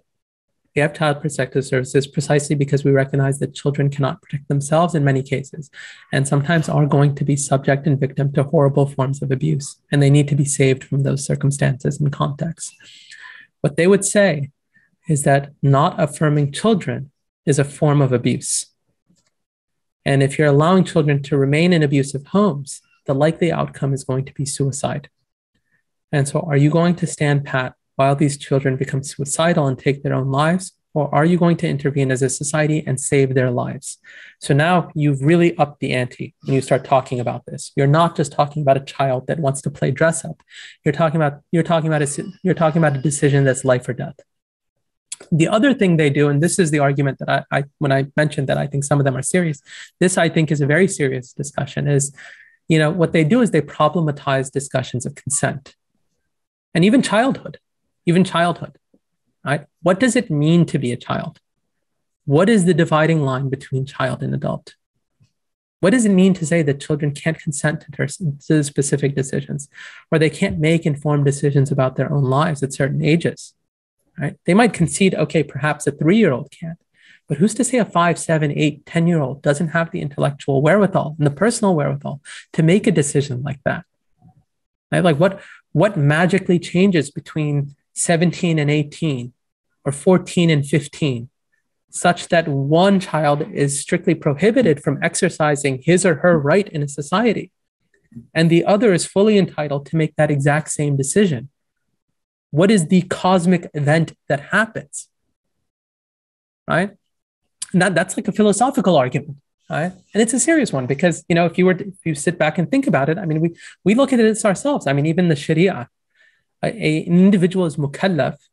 They are morally accountable after puberty, right? And even if that, child goes through puberty at the age of 12 or 13, they may still be young in society and looked at as a child. But vis-a-vis the Shariah, we're not looking at adults. We're not looking at adults. We'd say, well, you have to pray 5 times a day. You have to fast the month of Ramadan. You have to do all these things because you're an adult in the Sharia, even though society is still looking at you as a child.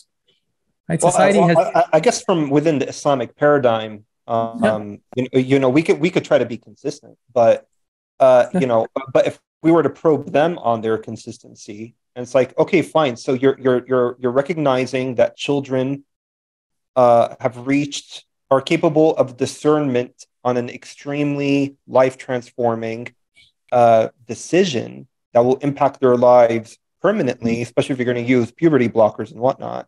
Yet you don't consistently allow them to make such radical decisions in any other sphere, whether it's like, okay, you're not going to listen to kids who say, I don't want to go to school anymore, for example. Right. Well, some of those people. That's where I'm kind of interested in terms of how are they viewed? Like, at the least, like, I'm even trying to put myself in their shoes and wondering, like, okay, let's say I thought that gender is a construction and whatnot, is a social construction. I mean, I would tell myself, okay, let's wait until they're 12, something like that. But and they make 4-year-olds. who go to school and they're probably getting confused by their teachers, and they read a story and they're little children and just don't understand. And well, you're going to impact them for the rest of their lives. Crazy. Yeah. Well, the medical interventions don't begin till adolescence. So you are talking about 10, 11, 12 years old when you start with puberty suppression, because that's when that medication becomes something that actually is going to take effect, because it's now suppressing their pubertal development at an age where puberty would otherwise occur, right? So you're not talking about medical interventions before that. What they would say before that is that parents are obligated or should be obligated to provide affirmative support for their children such that they don't suppress their children and their children's desires to behave, act, and dress and everything else as the opposite gender. And parents that do discourage that are in fact acting in a way that's abusive. So that's where the abuse angle would come in. The adult angle comes in with the medicalization decisions, right? And what they'd say is, look, what their type of argument would be that not everything should be treated with a broad brush. We need to be intelligent enough to recognize that there are qualitative differences between different decisions that individuals are going to make.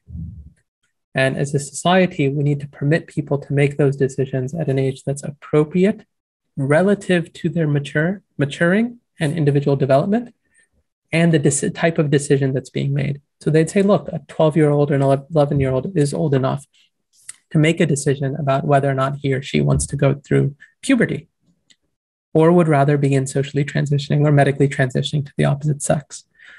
They might say that that same child is not sort of fully capable of making a decision about leaving school or abandoning school, because that type of decision is going to have career implications and consequences on their livelihood and families and whether or not they're able to earn an income. And so the type of entailment of that decision is really significant, whereas they'd say that this decision is life-saving. And that child knows what's going to save his or her life better than anybody else, right? Like if you think about it, there's an element here even of body ownership, of individual and personal sovereignty, radical privileging of the liberty of the individual. These are all things that sit at the center and part of Western society as it is. Autonomy. Yeah. I mean, all of these things sit at the heart of the individual. So again, this is a very controversial area precisely because these are really active debates. Doctors, psychologists, and activists in the affirmative therapy camp insist medical complications are rare or non-existent. And this has been misrepresented for quite some time. And especially in American media and even very politicized research publications. More radical advocates push for medical intervention without parental consent. Some states in the US today allow for 15-year-olds to begin medical transitioning without parental consent, and some even provide state subsidized funding in order for that transition to occur medically. So the state of Oregon is one of them. I believe the state of Washington is another. So you do have some states, especially liberal states, where you have children that can be quite young, that can make decisions, and they provide full support, even housing. So relocation out of a parent's home if a parent's going to be unsupportive. There are a number of things like that tend to happen. In fact, there was a case in the state of Washington involving a Muslim family. I believe it was a Pakistani family. And this is something that Abigail Shariah wrote about in City Journal, where this family had a child who had gone through a number of psychological episodes. I believe the child was on the spectrum, if I'm not mistaken. But she wrote about this child. I guess he was suicidality, had struggled with for a number of years, but he was a boy. He was admitted for something into the hospital in the state of Washington. When he was there, he met with a therapist who sort of convinced him that he was in fact a woman. And the parents were restricted from actually gaining custody of their child because the therapists and those treating the child were unsure of whether or not the parents were going to be sufficiently supportive.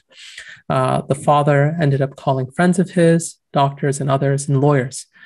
He was told that he has to at least present as fully supportive. And so he did that. He went there. He scheduled all these subsequent follow-up appointments. He showed that he was fully affirming and using, the right pronouns and language and all of that. He regained custody of his son, and he moved out of the state. immediately. He left the state of Washington, and that's basically what he had to do. Otherwise, he was never going to see his son again. I mean, that's literally what he was looking at. And so, this is how out there some of these states have become when it comes to this particular issue. The World Professional Association for Transgender Health, oftentimes referred to as WPATH, very influential organization.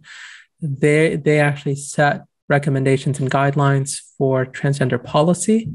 In fact, I believe Pakistan as a country has actually passed certain laws related to transgenderism, and they've done so on the basis of WPATH recommendations, which WPATH recommendations are more extreme than what's law today, even in America. So they endorse the age of 14 as the age in which, at that age, no more parental, like that's the age of consent for transitioning. And they endorse age 14 for that. So the safe approach is viewed as social transitioning. And so when it comes to childhood gender dysphoria, what they'll say is that the safest thing you can do if a child is exhibiting some gender atypical behavior is to begin experimentation. And so let's say you have a boy, and this is very conventional. I'm not sort of caricaturing this at all or parodying it. If you have a young boy, let's say this boy is 5 years old or 6 years old, and he likes playing with dolls and makeup and things like that. Let's say it's a 6-year-old boy who does that. They would say that it is your responsibility as a responsible parent and a caring parent to explore whether or not that boy is in fact actually a girl on the inside. And so if you have a boy, and let's use a Muslim example, and this boy's name is Abdullah, you should have a female name for him as well. So Fatima. And one day a week, you're going to have Abdullah dress up like wear abaya or something, right? He's going to dress like a Fatima, and everybody's going to call him Fatima. You're going to speak of him as a girl. And that's going to happen one day a week. And over time, you can work with Abdullah to see whether or not he likes his Fatima day or not. And if he likes his Fatima day, he can have 2 Fatima days, and then 3, and then 4, and it can be every other day. And you begin to iteratively expand the number of days in which this boy is now living as a girl until you have enough data to understand what his dominant gender identity is. And at that point, the social transition is, hey, now we know he's Fatima. To continue to give him an Abdullah day would in fact be oppressive. And so that's how social transitioning happens. Social transitioning is this approach where we just try to allow this child to socially experience the opposite gender, to get him or her to understand whether or not that's really right for them. And of course, the controversy over social transitioning is it really, all it does is it urges this child, and it gets this child used to living as the opposite gender. And so what you're doing is you're exacerbating different psychological and behavioral dysfunctions rather than recognizing that this may just be a small phase or really nothing at all, right? Like the 6-year-old, okay, it's really interesting. If you listen to even physicians, serious medical professionals, we're talking about leading voices in these spaces, they'll even talk about pre-verbal children who give indications that they are in fact gender dysphoric, right? Like, what are the pre-verbal indications that can help you identify in an infant whether that infant is suggesting gender difference from their biology, right? So what are the cues that you can pick up on? That's how radical it can get. In fact, I believe it was the woman who leads the gender identity clinic at the hospital in San Francisco, where she said that a baby who begins to talk, and if it's a girl, and she says, "I, boy," that statement itself is a major sign that we're dealing with gender dysphoria, and that perhaps we need to start exploring gender difference even at the age of an infant, right? And so what we're talking about, some of these people have very radical ideas when it comes to gender dysphoria and the way in which children should be treated, approached, and dealt with when they have these different struggles, or frankly, even non-struggles. Joseph Nicolosi is an interesting figure. He died in 2017. I believe he was Catholic. He was definitely a Christian. He's a very, very controversial figure precisely because he defended conversion therapy. As I understand it, I think his defense of conversion therapy was primarily a defense of conversion therapy existing, that there shouldn't be laws outlawing it. The conversion therapy should be something that exists. It should be experimented with. It should be tried. Even if it wasn't his form of therapy. He developed his own approach, and he referred to it as reparative therapy. The idea behind it, reparative therapy, is that you address underlying traumas and you help clients discover wholeness. And his reparative therapy framework was really focused on homosexuality. It was not focused a whole lot on transgenderism. Nevertheless, he applied his reparative therapy framework to include childhood gender dysphoria. And he didn't have a lot of writings on it, but this is one of them. I have a couple of quotes from it. And he says in this writing, he says, experts in the area of childhood gender identity disorder have found certain patterns in the backgrounds of GID children. A common scenario is an over-involved mother with an intense yet insecure attachment between mother and child. And the emphasis there is in the original. Mothers of GID children usually report high levels of stress during the child's earliest years. This is the same dynamic that we see in the fetish, where the boy is taking in a piece of mommy, her shoes, her scarf, and developing an intense and later sexualized attachment to an object associated with her. And so that's the framework, and these are some of the theories that he had when it comes to childhood gender dysphoria. So that's the first category. The second category is autogynephilic gender dysphoria. Historically, this is the most common category. This term itself is controversial, and it was coined by a figure named Ray Blanchard. He's a sexologist. I believe he's based in Toronto. He's a very controversial figure. A lot of people hate him and call him transphobic. Autogynephilia denotes a male, adolescent, or adult who demonstrates a propensity to be sexually aroused by the thought of himself as a female. Okay. So the underlying cause of gender dysphoria in this scenario is understood as an overgrown fetish. It is an overgrown fetish. 75% of cases where men transition to female in Western countries have involved autogynephilic patients in some studies. So some studies have been done where they show the vast majority of those men who are transitioning are in fact those whose gender dysphoria is informed by this fetish. It is in fact a fetish that is outgrown. Blanchard conceives of this fetish as a sexual orientation, and he would say that there's a spectrum where you have people who are sort of straight, heterosexual, then you have people who are homosexual, and then you have people who are autogynephilic, right? And that's like an extreme sexual orientation. Not all who experience autogynephilic GD, gender dysphoria, transition or even express gender dysphoria. Many get married and have children. It is said to exist along a spectrum, some cases a lot more extreme and severe, others less so. It is a controversial idea among trans activists and even among those who experience it. So, even people who are experiencing it, they'll deny it simply because the idea of being a woman trapped in a man's body is a more socially acceptable and less embarrassing explanation for what they're going through than really reckoning with their own sexual feelings and feelings of erotic arousal, which, as I mentioned, can be a bit more embarrassing to acknowledge in public spaces. And they recognize that the social acceptability of something like that is not going to gain public acceptance in the same manner. Nevertheless, Ray Blanchard tends to say that this is a controversial idea for social reasons and not scientific or intellectual or psychological ones. On autogynephilic gender dysphoria, I'll also mention that, as I said, this is the most common category. Historically, when you think about representations and storylines, you'd see this in shows occasionally or movies where, a guy cross-dresses in the evenings and people doing things like that. A lot of those people would fall within this category as well, right? The type of gender dysphoria they have, their sort of arousal, dressing like a woman and things like that. Some of them, they would just get it out of their system that way, quote unquote. But nevertheless, it's something that they had to struggle with in their lives. And people have this, right? Like it's sort of a real condition in some ways that people have to wrestle with.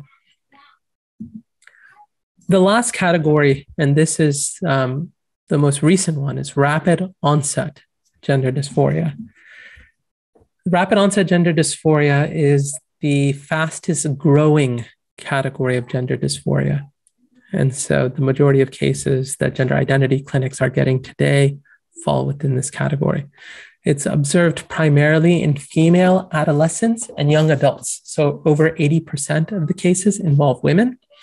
Many have other mental health disorders, so body image issues, self-harm, right? Or different stressors in their lives, eating disorders, things like that, right? That they're struggling with, right? There seems to be some correlation between those. We're talking about individuals who have no history of gender dysphoria or nonconformity. And it comes about very quickly. So you're talking about someone who might be 15 years old or 16 years old. A girl shows up and she says, I think I'm a boy. And up till that age, for the past 14 and a half years, you have never seen anything to suggest that this girl would in fact be a boy. But now suddenly the girl feels a greater sense of alienation. She's gone through different things. And now she's coming to you and saying, I'm a boy. I need to be supported. I'm going to start dressing like one. My hair is going to start, starts cutting her hair shorter, starts going by a male's name. The social transition occurs quickly, wants to do medical things. And, it all can happen very rapidly relative to what happens in most cases of gender dysphoria. Social contagion is the main factor. And so social contagion just refers to a variety of social events that come together to actually produce this particular form of gender dysphoria. Sometimes it can be positive, encouraging, meaning that somebody can go through something where, all of their friends are transitioning now.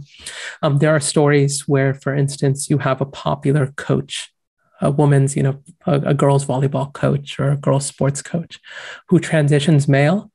And then within 2 years of that, every single member of the team has transitioned as well and has come out as non-binary. Right. And so you have stories like that. A friends group, right? All of them come out as non-binary. Those type of things can happen very quickly. Social media exposure can play a huge factor and role, especially for people who are socially alienated, don't have a lot of friends. They receive the affirmative support from Tumblr, Reddit, certain online spaces and forums where they develop community. They can conceive of themselves as victims, which can be very empowering in a society like ours. They can find company and friendship and solidarity with others. And so that's very important. Other times you have traumatic experiences, right? Where you have girls or boys who have been bullied or are insulted or mocked and ridiculed because they're not masculine or feminine enough.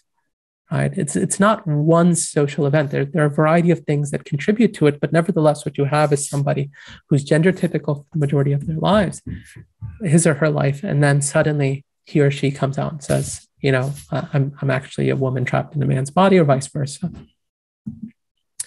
Abigail Shrier is a big voice who has written on this quite a bit. She has a book that's entitled Irreversible Damage, where she focuses on this category. And you have to realize, in the year 2007 in the United States, the entire country, there was one gender identity clinic in the whole country, right? Today, there are well over 300 gender identity clinics in the United States. And so this is very rapidly expanding and growing. And this particular category comprises a large number of cases that are occurring. And in fact, is one of the reasons why countries in Europe, including Sweden and others, very liberal countries, are actually starting to impose very swift and strong regulations on the transitioning of young people and the vetting of gender dysphoric cases, precisely because they see how fast these cases are growing statistically. Michael Bailey and Ray Blanchard, that's a typo, sorry. They describe it as follows. They say the subculture that fosters rapid onset gender dysphoria appears to share aspects with cults. These aspects include expectation of absolute ideological agreement, use of very specific jargon, thinking of the world as us versus them, even more than typical adolescents do, and encouragement to cut off ties with family and friends who are not with the program. It also has uncanny similarities to a very harmful epidemic that occurred a generation ago, the epidemic of false recovered memories of childhood sexual abuse and the associated epidemic of multiple personality disorder. One of the things that you find with young people who are going through this, and some of them, by young people, it's a loose category. I mean, even people in their 20s and sometimes early 30s and stuff, is when they're going through this rapid onset gender dysphoria experience, is that they will reimagine their own history. They'll reimagine their own childhood. They'll construct an entire fantasy around who they've been, what they've gone through. And it can be extremely traumatizing for families who are dealing with this because they're trying to have a relationship with their sons. They're trying to have a relationship with their daughters. They're trying to rein it in. And yet those people are so brainwashed by the social context in which they're participating, by their friend networks, by society that is doing nothing but encouraging them and praising them, that it becomes this intractable conflict almost overnight, where a mother can't even have conversations with her son or daughter, where a father cannot speak to his son or daughter, where siblings are cut off. I mean, these things are extremely, extremely tragic. And I know of situations like this that have played out, and your heart just goes out to these families. Just how could that we have a society that has put young people in this position to express such extreme forms of dysfunction and to take it to a point where they begin to cut off the most meaningful relationships that they have in their lives. Medical treatments, again, there are a few sort of broad categories of medical treatments when we talk about transgenderism. And they begin at adolescence and they continue through adulthood. These three forms of medical interventions are deployed in support of transitioning individuals, broadly speaking. The first, as we mentioned, is puberty suppression, which will begin for children at young ages, sometimes as young as 9 or 10. Then you have cross-sex hormone therapy, which will be the introduction of the cross-sex hormone, which will continue for a number of years. And then you have the final step, which is sex change surgery or sex reassignment surgery. Each intervention carries side effects and is controversial for different reasons. And we'll talk about those here, and we'll walk through those, slide one by one. So puberty suppression, when we talk about sort of adolescent intervention, it is an adolescent intervention. It's typically administered at the pre or early pubertal stage. So around 9 to 13 years of age. If a child hasn't gone through puberty or is just starting, that's when they'll start introducing puberty suppression. Traditionally, the medicines that are being prescribed for puberty suppression were used for cases of precocious puberty. And so if you had, let's say, a young girl or young boy that's 6 or 7 years old that starts going through puberty, puberty suppressing medications were used to delay puberty such that it would occur at a more natural age. And so they would use it temporarily for a few years, and then they would remove it so that the child could then go through puberty at a more normal age, as opposed to its emergence at a very young age. The use of puberty suppressing medications in cases of gender dysphoria is not approved by the FDA. So major medical associations have not approved this as an official way to treat gender dysphoria. It is considered an off-label treatment, which means that it's up to the discretion of the physician, but cannot be marketed as a treatment for gender dysphoria. Okay? No clinical trials show that it is safe or effective. Major side effect for girls is infertility.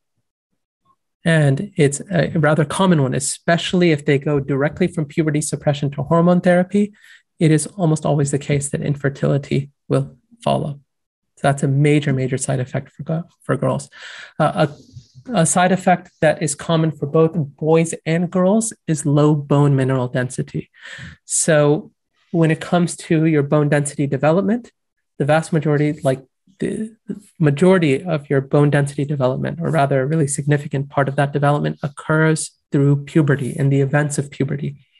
Puberty suppression, sustained puberty suppression, in the way that transgenderism and affirmative therapy actually promotes and does it, right? So when we're talking about the medicalizing of children from puberty suppression to hormone therapy, it completely stifles bone density development and in fact flattens it out. And so you have people who grow up with low bone mineral density, and so they have a deficit in their skeletal mass. And it was surprisingly covered by the New York Times. The New York Times has been very, very pro-transgenderism. This was like one of the rare exceptions to the rule, where they at least had to acknowledge that this is a reality. So brittle bones, osteoporosis, other just, easy fractures at younger ages because their bone density never really came into fullness because of the way that puberty suppression was introduced at such a young age. There are other side effects as well when it comes to cognition, brain maturation, even voice patterns, et cetera. There are tons of side effects. What's really astonishing about puberty suppression is that it is frequently described by trans activists and by medical practitioners that promote transgenderism as something that in fact has few to no side effects and carries no side effects. And that's really, that's sort of the medical malpractice element of this all, is how many of these side effects are dismissed, sidelined, or just treated as non-existent, right? They're just sort of written off. The FDA itself found a plausible association between this particular use of puberty suppression and pseudotumor cerebrae. So even when it comes to certain forms of like tumors and other side effects, again, they've all been reported, and there are many studies that talk about this now in certain cases. With hormone therapy, it's really this stage that precedes surgical intervention. And so if you have an adult that begins transitioning, that person will have often, by that point, already gone through puberty, but they'll start with hormone therapy. Others, if you're talking about adolescents, that's where you begin with puberty suppression and you transition to hormone therapy. There are many, many side effects to hormone therapy. There's a link between cross-sex hormone use in transsexual women and an increase in vascular side effects such as stroke, venous thromboembolism, VTE, that is the formation of venous blood clots. After an average of 10 years of cross-sex hormone therapy, a substantial number of transsexual women suffered from osteoporosis at the lumbar spine and distal arm, and 12% of transsexual women experienced thromboembolic and or other cardiovascular events during hormone treatment, possibly related to older age, estrogen treatment, and lifestyle factors. And so again, there's a section in the paper where we detail a lot of these side effects. There are many research papers now that talk about them in detail. If people are interested in this topic, they can find many of them. But again, the reality is that hormone therapy does come with side effects as well. Many side effects. How do all these advocates, defend all this? Do they say that these are necessary harms for the greater good, or these are just in a minority of cases? If we were to push. Well, it's interesting. If you actually check out sort of trans forums, things like that, you will find some people there who will be very explicit about everything that they've gone through. Very explicit. And some of them will talk about, the regular hospitalization, and some of the side effects can be quite disgusting and sad. I mean, you read it and you just say, oh my God, like it's very horrible to read some of the things that these people have gone through. But what they'll say is that it's all worth it, right? In spite of all of those side effects, in spite of some of these people will say, I almost died. Like I thought I was going to die. And yet it was all worth it. And so these stories are presented almost as a badge of honor. Sometimes these stories are even valorized, right? Like the medical complication part of it isn't something that ends up being a deterrent. Sometimes it's, part of the reason, right? Part of the motivation, right? I'm already the suppressed victim. And the only way I can extricate myself from my oppressed status is to embark on this very difficult and arduous path. And it is only by coming out through this path and undertaking it that I'll ever be able to find myself, right? And so, the story itself looms over these particularities, which are almost looked at as just, as either part of the program and aspects of it to be embraced, or alternatively, as the fixation or focus on this is a transphobic tool. It's a transphobic tactic, right? It's a tactic that's being leveraged by, the oppressiveness of cis individuals, the hegemony of the cis world that we live in, right? So again, many of these narratives can be quite powerful in the minds of people, even those who are not transgender, but nevertheless support all of these things. Now, the final step in the process is surgical intervention. And you have here top and bottom surgeries, and that's typically what they're referred to as. For men, it's, actually doing some form of breast augmentation so that they have chests that appear that way. For women, it's a double mastectomy. And then you have bottom surgeries as well. Bottom surgeries obviously being more common for men, but for women, you'll even have hysterectomies or their ovaries removed. Really, really significant medical operations that end up occurring in the name of transgender affirmation. These surgeries are by far the most complex, the most ridden with side effects and, medical entailments. A Swedish study found substantially higher rates of overall mortality, death from cardiovascular disease for those who had gone through sex change surgeries versus the healthy control population. It remains extremely complicated, right? Many tragic stories. The psychological impacts of every single medical approach is pretty severe. One of the things that you have across all categories of transgender, quote unquote, individuals is the very high rate of suicide, reported suicidality, and then the actual acting on suicide. Even for those who have gone, in fact, one of the things that they found is that hormone therapy, sex change surgeries, all of these things don't actually reduce the occurrences of suicide. So suicide isn't necessarily mitigated or meaningfully attenuated as a result of these medical transitions and these medical interventions. And the trans argument against that is to say, well, that's because our society is so transphobic, right? Like the affirming of these people isn't just through medical intervention, it's by providing them a social and cultural context in which they are fully supported and they can live fully themselves and not live day to day in such an oppressive state.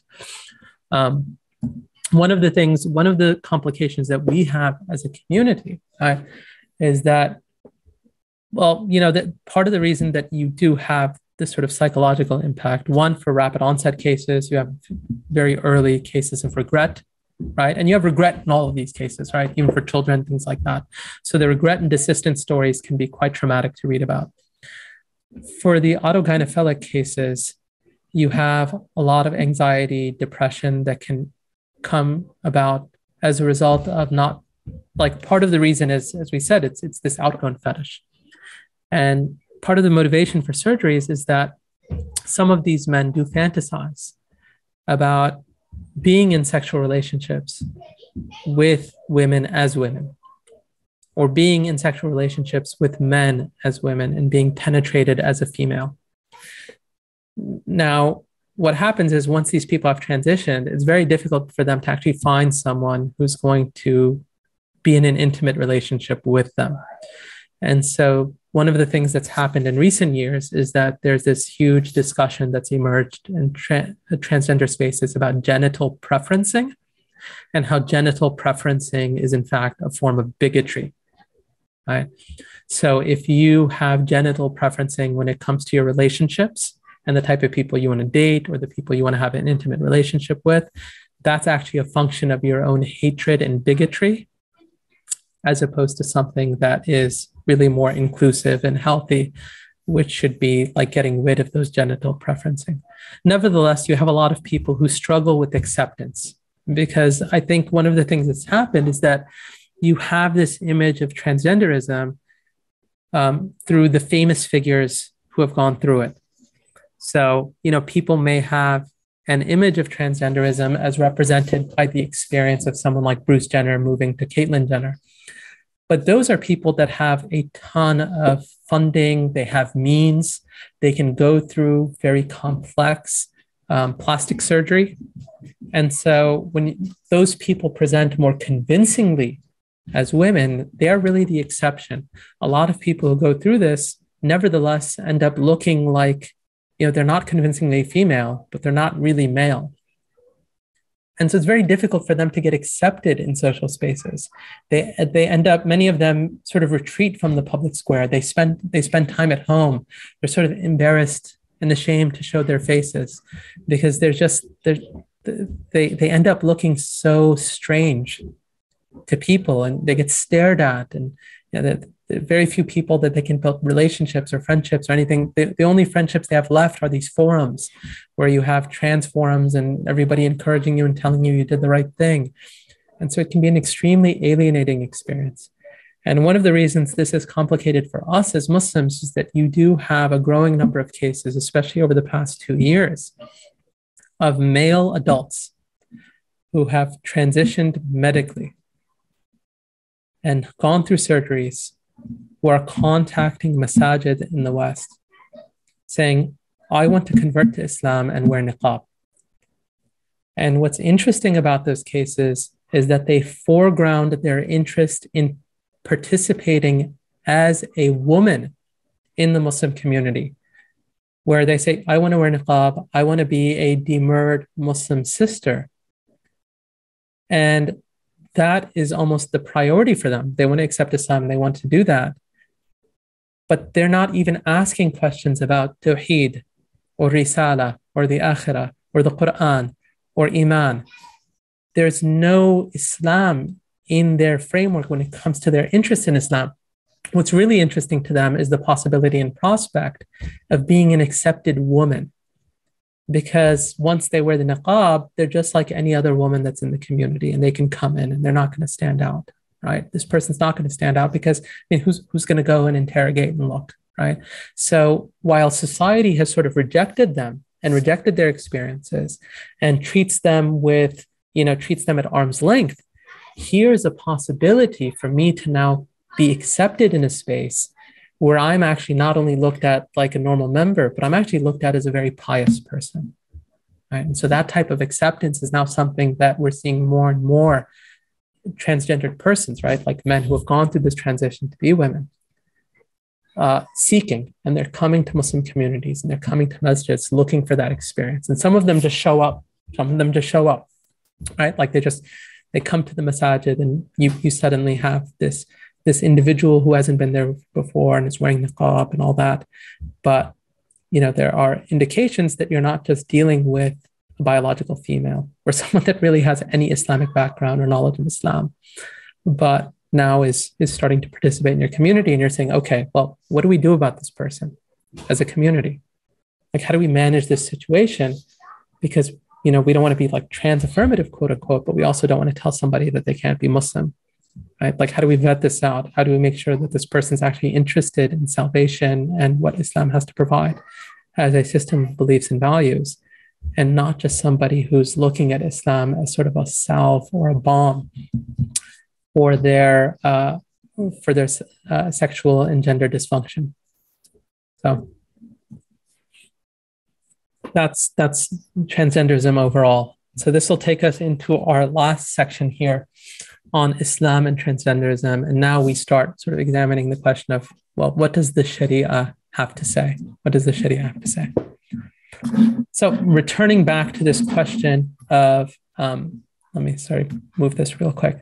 So what does Islam have to say about gender? And this is a question we've probably brought up now, I think 2 times. We've had 2 slides up till now on gender ontology and then Islam and how Islam conceives of gender.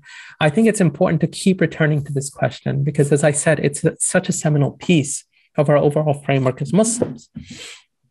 So revelation itself, Quran and Sunnah, frequently speak to us all, men and women, with guidance and instruction that is not distinguished by gender.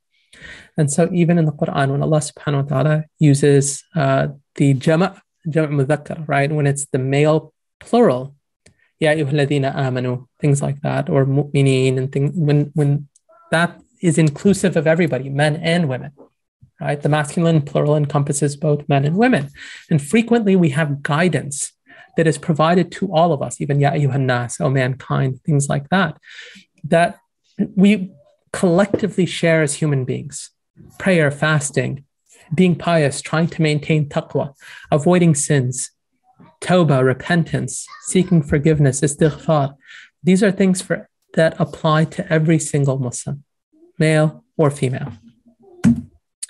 Nevertheless, as we mentioned previously, much revelatory instruction is in fact differentiated by gender. Allah subhanahu wa ta'ala's creation of men and women is mentioned in the Quran as one of his glorious ayat. And we mentioned that verse from Surah Ar-Rum, that min ayatihi, from his signs, his glorious signs, is that he created us as men and women. Gender-specific guidance often reflects physiological differences. So our phenotypes are different. We have physiological differences, and we have rulings that relate to them. So the beard, for instance, for men, hijab for women, rulings on haid, so menstruation, and the specifics of what is permitted and not permitted in those cases, right? All of those things directly tie to our differences. And those are biological differences that we have. In addition to that, gender-specific guidance is frequently, almost always, in keeping with normative behavioral differences. So it doesn't limit those differences to merely the biological, but rather it affirms the fact that men and women actually participate in society and live in the world differently. And they live in the world differently, not simply because they have socially constructed, they're living in societies that is socially constructed for them, differentiated roles, but rather because their differences extend beyond the biological and include the behavioral and social. Men and women are simply different in myriad ways. And the Sharia not only affirms that, but in many cases it accentuates gender difference. It promotes a life of feminine and masculine virtue. And it's really profound when you think about it, in that in Islam, men and women are not pigeonholed into very narrow stereotypes, right? It's not as if a man simply has to be this or a woman has to be that. It recognizes that there's variability there. But it also recognizes that there's a distinctiveness to masculinity and femininity. And it doesn't deny that either. Gender really matters. It really does matter.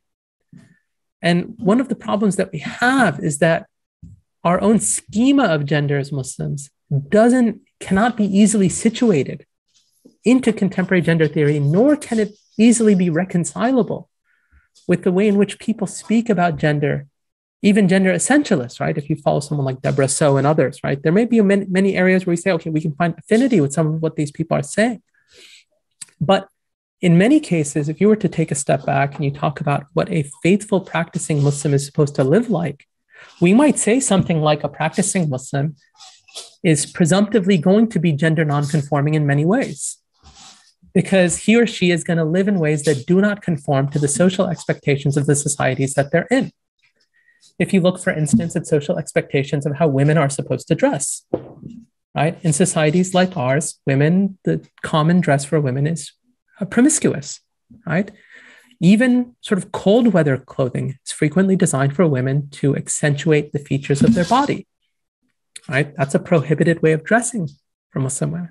They're supposed to dress in ways that are loose and not form-fitting and all of that. And so you're now dressing in a way that's very uncommon in your society for women to dress. And in fact, there may be some clothes that you can only find in like the men's section of a clothing store because you just want like a loose shirt or something like that. And you can't even find those articles of clothing in the women's section of some of the stores and department stores that you'll walk into, right? And so you end up being somebody that doesn't conform to many social expectations of society that are around you. Likewise for men. If you think about certain social expectations that people have for men, we'd say no, like men are actually expected in the Sharia to behave in certain ways, to maintain and uphold certain duties and responsibilities, right? Even when it comes to, for instance, the responsibilities that we have towards our parents, right? contemporary society, especially in the West, doesn't see that as a presumptive responsibility that any child should have to take on. Moreover, many of them can actually look at that as something that's unbecoming, right? Like, mama's boy or something like that. People crack jokes about it. An adult may have a relationship with his parents, but he's not somebody who's like duty bound to them in the way that the Sharia demands of it. And so in many cases, we're doing things that are socially differentiated from the way that society is expecting us to live. And so we're sort of naturally going to be different, especially if we take the Sharia seriously. Nevertheless, that difference isn't something that's like totally plastic, totally liquid, right? Is just, a constructed artifact of a world in which, gender itself can be, any different shape or variety. Like that's not our discourse, and that's not our sort of wedge or conceptualization of gender either. And so, we have to sort of approach this topic in a way that sort of affirms gender in its fullness, but nevertheless recognizes that the way we speak of and consider and live and think of gender has to be different from public society today. Now, transitioning from there to questions of transgenderism, how have the fuqaha, how have the jurists ruled on questions of sex change surgeries, right? The earliest rulings come about in the mid-20th century. I think the earliest was, in fact, in the 1960s. We'll come back to that. One of the first, and arguably perhaps the first, was from Sheikh al-Azhar Jad al-Haq, or Gad al-Haq, rahimahullah, who died in 1996, 1417. He wrote about sex change surgeries in 1981 in response to a question that was received from the Malaysian Center for Islamic Research. As part of his response, the Sheikh permitted corrective surgeries for hidden sexual organs, but he explicitly forbade sex changes. But he said if there are certain sexual disorders that need to be corrected, or if there are corrective surgeries that need to be supported, then it's permissible. And you see him talking about the various ahadith tied to seeking out treatment, tadawu, things like that, right? You'll see a lot of these ahadith come up when it relates to this particular topic. 1 year later, in Azhar, at Azhar University, the famous Sayyid Sally incident occurred. And I don't recall all of the details offhand, but what you had was a student in Al-Azhar University whose name was Sayyid, and he transitioned to Sally. I believe he even got surgery done. I'd have to go back and double check. But he came out as Sally. And, there was sort of a question of, okay, what do we do with this student that wants to participate in the university as a woman, right? He was kicked out of Azhar when this happened. But it received a lot of publicity and a lot of news. And this question of Sayyid Sally went to Muhammad Sayyid al-Tantawi, who at that time was the Sheikh al-Azhar. So he was the successor of Jad al-Haq, and he ruled in 1988 in keeping with Jad al-Haq.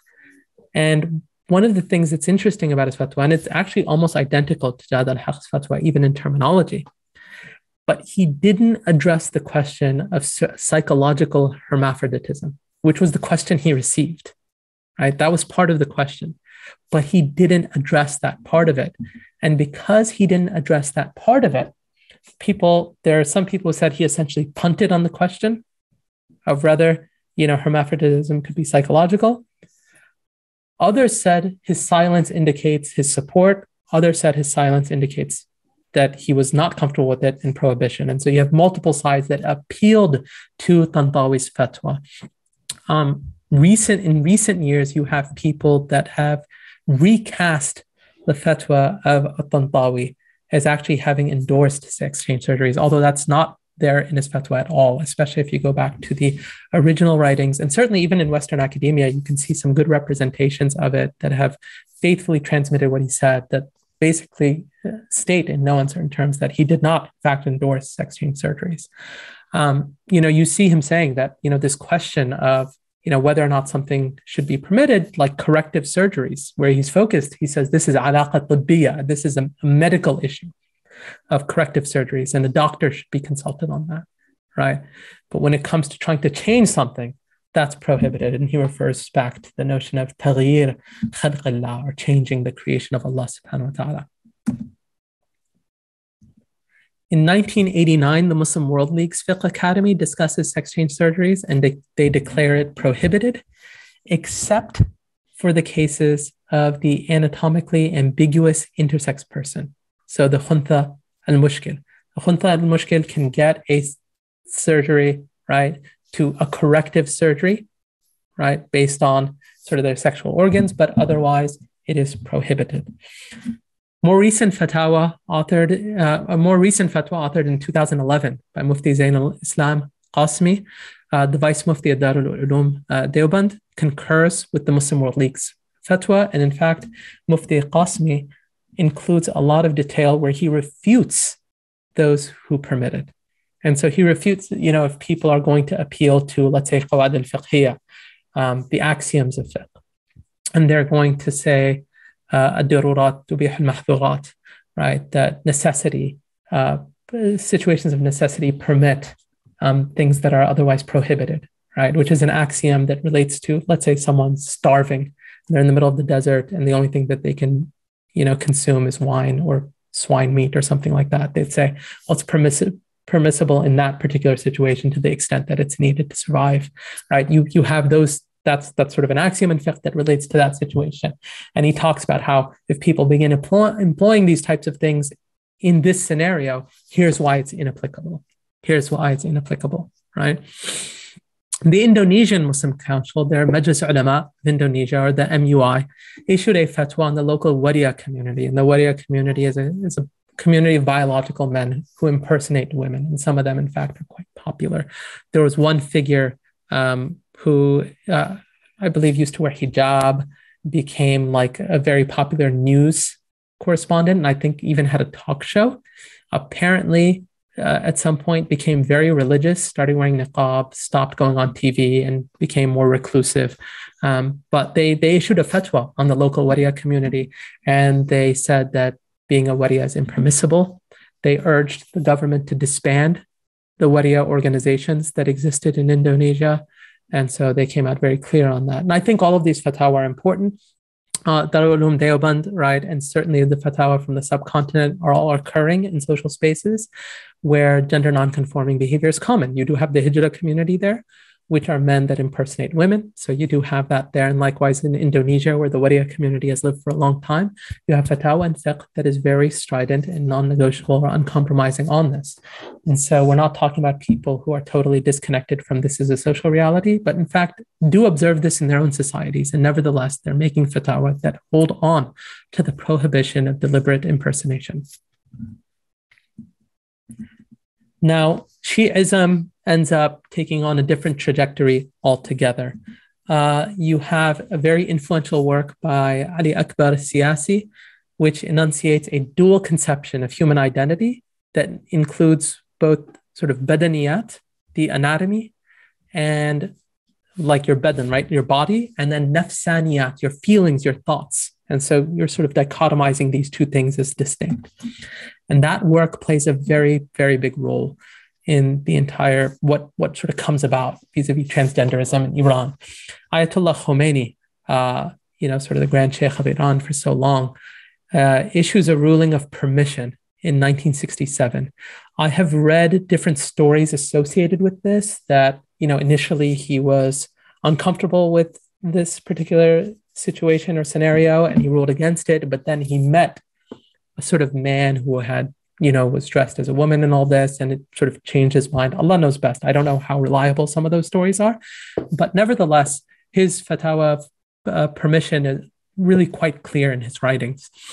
And his ruling and subsequent conception of it appears to support gender essentialism nevertheless. And so, again, I'm not sort of a Shi'i scholar or anything, but my understanding of the way that sort of Khomeini and the fatwa on this operate is that you sort of have the zahir, right, the badan, who you are on the outside, and then you have the batin, or the nafsaniyat, who you are on the inside. And what they do is that they privilege the inside, the batin over the zahir. They say the batin is who you are. Now, in this reading of human beings and this sort of anthropology, this conception of what it means to be a human being, if a person, let's say your batin is female, but your zahir is male, it would be impermissible not to get the surgery, because not getting it would be the equivalent of a woman going into male spaces. So you would have to get it. And at that point, that's who you are for the rest of your life. There's no fluidity. There's no, oh, we're just doing social transitioning. It's you're a male or a female. You're one or the other. But what is determinative in making that evaluation is who you are on the inside, not who you are on the outside. Okay. So in 1987, the Iranian Ministry of Justice, in response to a query from the Legal Medicine Organization of Iran, asserted that same-sex or sex change surgery was religiously permissible. And so in 1987, the surgeries themselves became permissible in the country of Iran, citing Khomeini's fatwa. Annually, there are about, somewhere around 4,000 sex change surgeries in Iran, one of the highest in the world. For a number of years, they've actually conducted more sex change surgeries than any other country in the world, and so this is what's going on there, which is a very, very different trajectory than Sunnism, obviously. The matter, nevertheless, I'll say that the matter remains controversial among some Shia jurists. You do see some that write, I believe Ayatollah Ja'far Subhani, if I'm not mistaken, among others, who say that Khomeini's fatwa has been misrepresented. Again, Allah knows best. I'm not sure that I find that terribly persuasive, especially if you go back to his original writings. But nevertheless, that's an argument that's been made where they say he was talking about the khuntha, and he was talking about the sort of hermaphrodite and the physiological ambiguous person, not just a person who wants to impersonate and transition in this manner. Others obviously are not as tethered to Khomeini himself and view it as bad fiqh and simply disagree with his fatwa overall. So there's some controversy within Shi'ism on the issue among jurists. Opponents of sex change surgery, which obviously in Sunnism is virtually a consensus, root their positions in the following. They talk about a verse in the Quran where Allah subhanahu wa ta'ala describes changing Allah's creation. And I will have them change the creation of Allah. This is something that Shaitan vows. He vows to Allah subhanahu wa ta'ala that he's going to make human beings change the creation of Allah. So it's described as a satanic act. You have a hadith prohibiting mutilation of the human body, mutla. You also have the hadith that we've mentioned, which is in all the big books in Muttafaq alayh, which is the prohibiting the deliberate imitation of the opposite sex. The fact that gender transition surgeries are fraught with scientific uncertainty regarding the long-term effects, and that anecdotal evidence suggests that they often do not bring notable satisfaction to patients. That also tends to factor in as well. Many of them will also add additionally the fact that a actual sex change, a full sort of ontological one, is impossible. There is no way to sort of make a man a woman or vice versa. But these are all things that will come up in their fatwa. So the ruling on it, is it halal or haram? And the picture here, it says fiqh Hanafi. That's just what I found. It's just fiqh, right? So in any event, I consulted as part of this paper with a number of different scholars, and the steady conclusion I was provided was impermissibility. In fact, I couldn't find anyone that would support anything else. And they brought up a number of things. Obviously, the ayah of the Quran around taghyir. So it should be a Y there, but taghyir khalq Allah, changing the creation of Allah subhanahu wa ta'ala, and the prohibition around that. The hadith cursing those who change the creation of Allah, which is also a hadith of the Prophet ﷺ. The hadith that we mentioned previously of mutilation of the human body, hadith prohibiting the imitation of the opposite gender, opposite sex, strengthened by the fact that the Sharia acknowledges and accommodates those who are congenitally non-conforming. So people who have walk differently or speech, right, the mukhannathin that we talked about, but does so while upholding the reality of their underlying sex. It doesn't treat those men as if they're women. Right? It always upholds the reality that these are men. Okay? And the conceptual and ontological impossibility of a true and complete sex change further buttresses this conclusion. And so not just sex change surgeries, but social transitioning, hormone therapy, all of this would fall under the prohibition ruling. I think when you were talking about the ambiguous khuntha, I think you alluded to a minority opinion amongst the Shafi'is that you'll have to make a single permanent selection of gender. Would that exclude transition, or would that include? So how do we understand gender selection according to that minority opinion? Will it just be that minority a declarative statement, or? Well, we're talking about pre-modern fatwa, so we're not talking about anything where medical transitioning was even in the picture, right? Yeah. And we're talking about the situation where you have a khuntha that is down the line ambiguous, which, as we mentioned, is a very rare case where someone is even genetically ambiguous, physiologically in every which way is not. You're talking about somebody who is not unambiguously male or female. There's no specific indication, right? Voice, hair. There's just nothing that we can look at and say, okay, this is more male or this is a person who's more female. In that situation, they would say, hey, you make a selection and then you live according to that.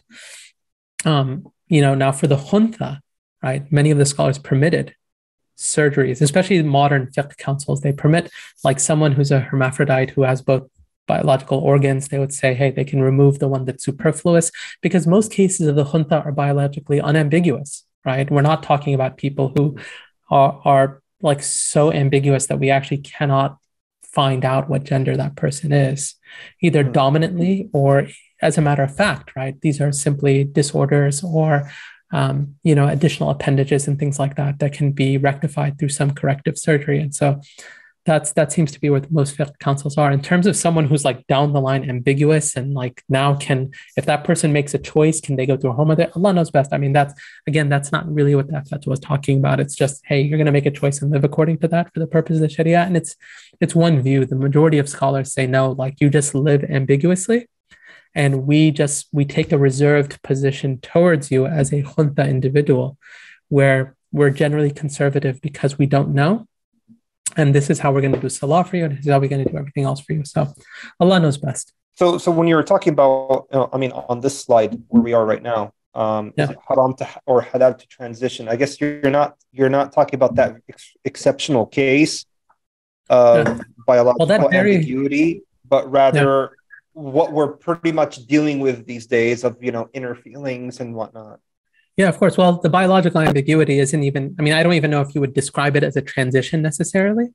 All we're doing is saying that we have somebody that is, just so indeterminate, right? So indeterminate, which again, that's like 0.000, like it's a very rare case. If you sort of read up the medical research on such persons exist, but they are even like they're rare, even according to the standards of disorders of sexual development. It's like 0.000 some %, right? And so for that particular like rarefied person, it's like, okay, well, if that person should probably consult a scholar and see whether that scholar is willing to endorse the position of Imam Shafi'i rahimahullah. And then what are the entailments of that fatwa for today? I don't know. I haven't seen like a really big discussion on that, simply because that's a use case that is like so unbelievably rare that like in all of humanity right now, like how many people are we really talking about? Yeah. So in any event, this is the overall ruling itself. And, just concluding with a couple of concluding remarks here. In recent years, the transgender debate has become a culture war issue. And school curricula, movies, and other media, politicians, and more are deeply enmeshed in this public debate. And one of the reasons that this is especially problematic for us in the United States is that most Muslims are predisposed to liberal politics, and many of them far left politics. And far left politics are fully affirmative therapy advocates. They are on the bleeding edge of transgender advocacy, and that's where virtually all Muslim political actors are, certainly where the vast majority of Muslim civil rights organizations are as well, which means, we've actually had situations where many of these organizations and institutions are getting behind not only transgenderism as a broad civic program to affirm a subset of political and civic rights, but even childhood transgenderism and things like that, which is getting supported by these people, which just shows how radical things have gotten for us as a community here. Transcritical groups focus on a few pet issues. So female sports, childhood transitioning, bathroom use, pronoun protocols. There's a couple of issues that they focus on, but they're not fundamentally opposed to transgenderism overall. So even though these groups are described as transphobic or transcritical, they actually don't share overlap with us when it comes to our underlying ontology, let alone our more fundamental commitments as believers. And so there are very few groups in which we're going to find really easy relationships and solidarity with. Gender confusion is increasing by the day, especially among the young. I believe it was Sweden, although it was somewhere in Europe, maybe in Switzerland, something like that, where they said 4,400% rise in young girls expressing gender dysphoria at gender clinics. Those numbers are, again, increasing a lot by the day. And so that's a real problem. Liberal groups have assimilated this topic, often in its most extreme form, into their platform as a matter of creed. It really is aqidah for many modern liberals. And so extreme is the current position in American liberalism that it stands out as radical, even when judged against the positions of liberal groups in Europe. And by Europe, I even include the UK in this. I mean, the UK has reined this in, not a whole lot, but they reined it in a little bit more than the United States, which continues to push the envelope further and further here. Muslims arrive at this topic, as I mentioned, from an oblique angle, having to tussle with questions of both gender and gender nonconformity. And it's a tough issue for Muslims, one, because they struggle with questions of gender, and because gender neutrality is so appealing to Muslims, young and old, and Muslims have a really tough time with their own tradition and what it has to say about gender. And then, gender nonconformity is derivative of that. So how do you sort of address this in a really serious way without really maintaining that? So you have a lot of challenges there overall as a community that we're dealing with. The final note here is that the topic is not going away anytime soon. Muslims will have to remain vigilant as they get desensitized to its proliferation while working harder to shield their youth. And by that, I mean that's happening as we speak. If you work in corporate spaces, especially in large corporations, you're going to have trans coworkers. As I said, we already have masajid that are increasingly being approached by trans individuals who want to convert. We have young people who are experiencing very extreme and strong or severe forms of gender dysphoria. This is happening. This is actually happening, right? And as Muslims, we really have to figure out how we can discuss this topic without losing our bearings. Because what happens is that, initially with any social current like this, is that initially people sort of chafe at it, they react to it, they're very cynical and derisive. There's still a social space where people can sort of rely on their instinctual revulsion to it. And that instinctive revulsion to the topic is something that sort of carries people for a number of years. After that, the dialogue changes, the media representation changes, the culture changes. And a lot of those things that you could rely on previously become unreliable. And so those things end up becoming in flux. And that's kind of where we are, because you're getting so many representations. You're getting inundated by this so much that suddenly, you become tired of it, right? You're sort of demoralized. You concede to sort of the social situation in front of you. And then what you have is a shifting of the Overton window, where certain words become prohibited, right? Certain descriptions, things that previously were just used to describe people are now looked at as offensive, are looked at as profane, are looked at as slurs. And so now your entire dialogue has to adjust. What becomes acceptable and socially unacceptable? There are strong lines that are put down that way. And in fact, one of the things that I found is that with Muslims overall is in talking about these topics, so many of them foreground their own anxieties with how they're going to be regarded or viewed, right? Like, I'm going to be viewed as a conservative, or no, that's Matt Walsh or this person or that, but they almost cannot think of these issues in a way that's independent from the political environment that we find ourselves in. They allow their political and social and cultural context to overdetermine their view of themselves and the type of people that they want to be. And because of that, the conflict isn't merely about, a subset of people who are experiencing gender confusion, but it's also about the type of person I want to be, my identity, who I belong with, right? How I'm going to be viewed by others, whether or not I'm a good person, right? All of those things come to take on very, very significant and important parts of the dialogue and the debate. And it's a challenging issue precisely because now what you're really encouraging or asking from people is a taller ask, right? It's a very tall order because now people are being asked not merely to maintain some like fiqhi view or some view of halal or haram, but we're asking people to take on something that carries with it moral connotations. And that's always very difficult. So that's my presentation that I had for today. Allah subhanahu wa ta'ala knows best, but let's sort of open up to see if you have any questions. Should I stop sharing maybe for the Q&A? That work? Well, I mean, you could keep the screen off if you like, or stop sharing, just in case you may have to go back to the slide. Well, first of all, I just want to say, Barakallahu feekum for that very informative presentation. I'm sure, inshallah, many of our listeners will find it to be very educational and helpful in enabling them to engage in these discussions in a much more informed manner, especially via an Islamic paradigm. Now, as I'm sure you're aware, Mobeen, many Muslims flock to listen to many non-Muslims on the right side of the political spectrum in order to benefit from their talking points on a variety of issues, including transgenderism. And, this could be driven by a lack of quality of resources being provided by Muslims. And, well, that's something we're trying to change today. But, and it's not necessarily due to any bad intentions.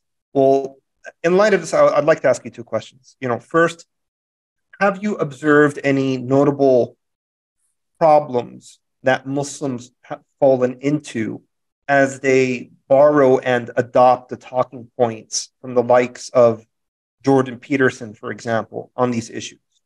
And if so, what serious ones you'd like Muslims to be wary of as they attempt to take the good and leave the bad from such speakers? And secondly, are there any good writers or speakers, even if they're not Muslims, who, despite not being as popular as a Jordan Peterson, that you'd recommend to our listeners as alternatives? Yeah, it's a good question. So I'll say that, especially in America, we don't really have a large number of Muslim sort of political conservatives, right? Oftentimes when Muslims, especially online and on social media, think of the Muslim right wing, they're thinking about Muslims who are simply, perhaps even virulently, anti-liberal, right? And they may have a particular online persona. They can be very aggressive and abrasive towards what they view as, liberal and weak-minded Muslims, right? Like that seems to be the ongoing combat area for a lot of Muslims. But those people don't really have their views in life informed by Jordan Peterson, not at a deep level. Some of them may support certain things Jordan Peterson says, but I don't think that they're people who are really subscribing to Jordan Peterson's views. In fact, many of them hate him. And so they may even be more right-wing than someone like Jordan Peterson, right? In terms of the way that they view the world and the types of people that they have affinity with. I think Jordan Peterson, and I haven't followed him in recent years. I think some of his transitions and developments that have happened in the last couple of years have been very unfortunate. I think he's gone from, a time where he was arguably a much more serious figure to someone who's just in the culture war, sort of, he's affluent and monetizing his public presence much more actively. And, he's sort of in that space now, the Daily Wire and all that. But I think initially his opposition, and this is where I think many people perhaps misunderstood Jordan Peterson, is that many people sort of saw Jordan Peterson as the prototypical or sort of the face or symbol of trans opposition. And Jordan Peterson was never really opposed to transgenderism, right? I mean, one of the things that he came out against was pronoun protocol being coerced.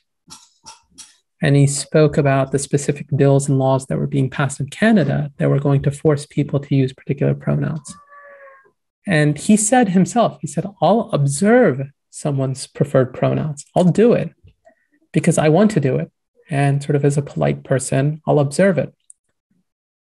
But I'm opposed to the idea of coercing it.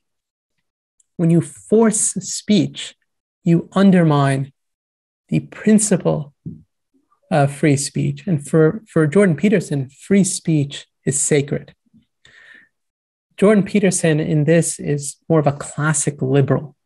He's someone who cherishes free speech as a necessary precondition to any free society. And the type of argument Jordan Peterson makes is that liberal societies are ordered around a diverse group of people having equal access to pursue for themselves a life of truth. And he says that that life of truth, the truth itself, can never be meaningfully explored in a society that inhibits honest dialogue or tries to coerce people into speaking in certain ways. Stifling free speech undermines the pursuit of truth. And he would further that argument to say that when you limit speech, you set in place the conditions for oppression. You put in place the conditions for authoritarianism. Authoritarianism thrives for Jordan Peterson in societies that actively restrict and limit how you can speak. And so he'll bring up the memories of fascism and Nazism and all of that. And to him, those are very evident realities and possibilities that you may not think of this today, but this is the kernel from which those oppressive outcomes gain life and germinate. And so Jordan Peterson's argument is being made in the framework of classical liberalism and as someone who's trying to maintain the integrity of the liberal order. And that's the type of thing that even someone like Francis Fukuyama and others will talk about, how we need to save liberalism from both the left and the right, right? What when you read people today who talk about things like normie culture, right? The type of person that reads The Economist or, The Atlantic, right? That sort of category of person in America. They're sort of the classic liberals who will oppose certain aspects of transgenderism, right? And certainly the excesses, they'll be uncomfortable when it comes to female sports or childhood transitioning or bathroom use and this type of stuff. But they're not categorically opposed to transgenderism. In fact, many of them will be very supportive of the idea that an adult who transitions is someone who needs to have all of his civic rights supported, be politically represented, have legal space, right, where they're legally recognized in society. And moreover, what a moral person will do will actually provide that person all the support that they need in society. We need to adjust to the reality of trans people, right? And trans people are just like us and all of that, right? And so, they don't share any underlying moral objection to the idea of transgenderism as a concept, as much as they do, as much as they have problems with specific things that are being done politically, legally, or in the name of transgenderism overall. And that's kind of where Jordan Peterson comes at this. I think other conservatives, perhaps like the Matt Walsh variety, use the pet issues to smuggle in their more deeply held objection to transgenderism overall. They recognize that they can't foreground a total or categorical objection to it because they'll be called a bigot. But if they focus on certain issues, which are perhaps public liabilities for the transgender movement as a tactic, it's more socially acceptable. It helps with their own celebrity and popularity, and it serves to undermine the transgender movement. So that's what they're trying to do as a tactical matter, right? But nevertheless, it's sort of a double-edged sword, because on the one hand, one might say, okay, well, it does help their celebrity. It does help gain attention to some of the problems of the trans movement.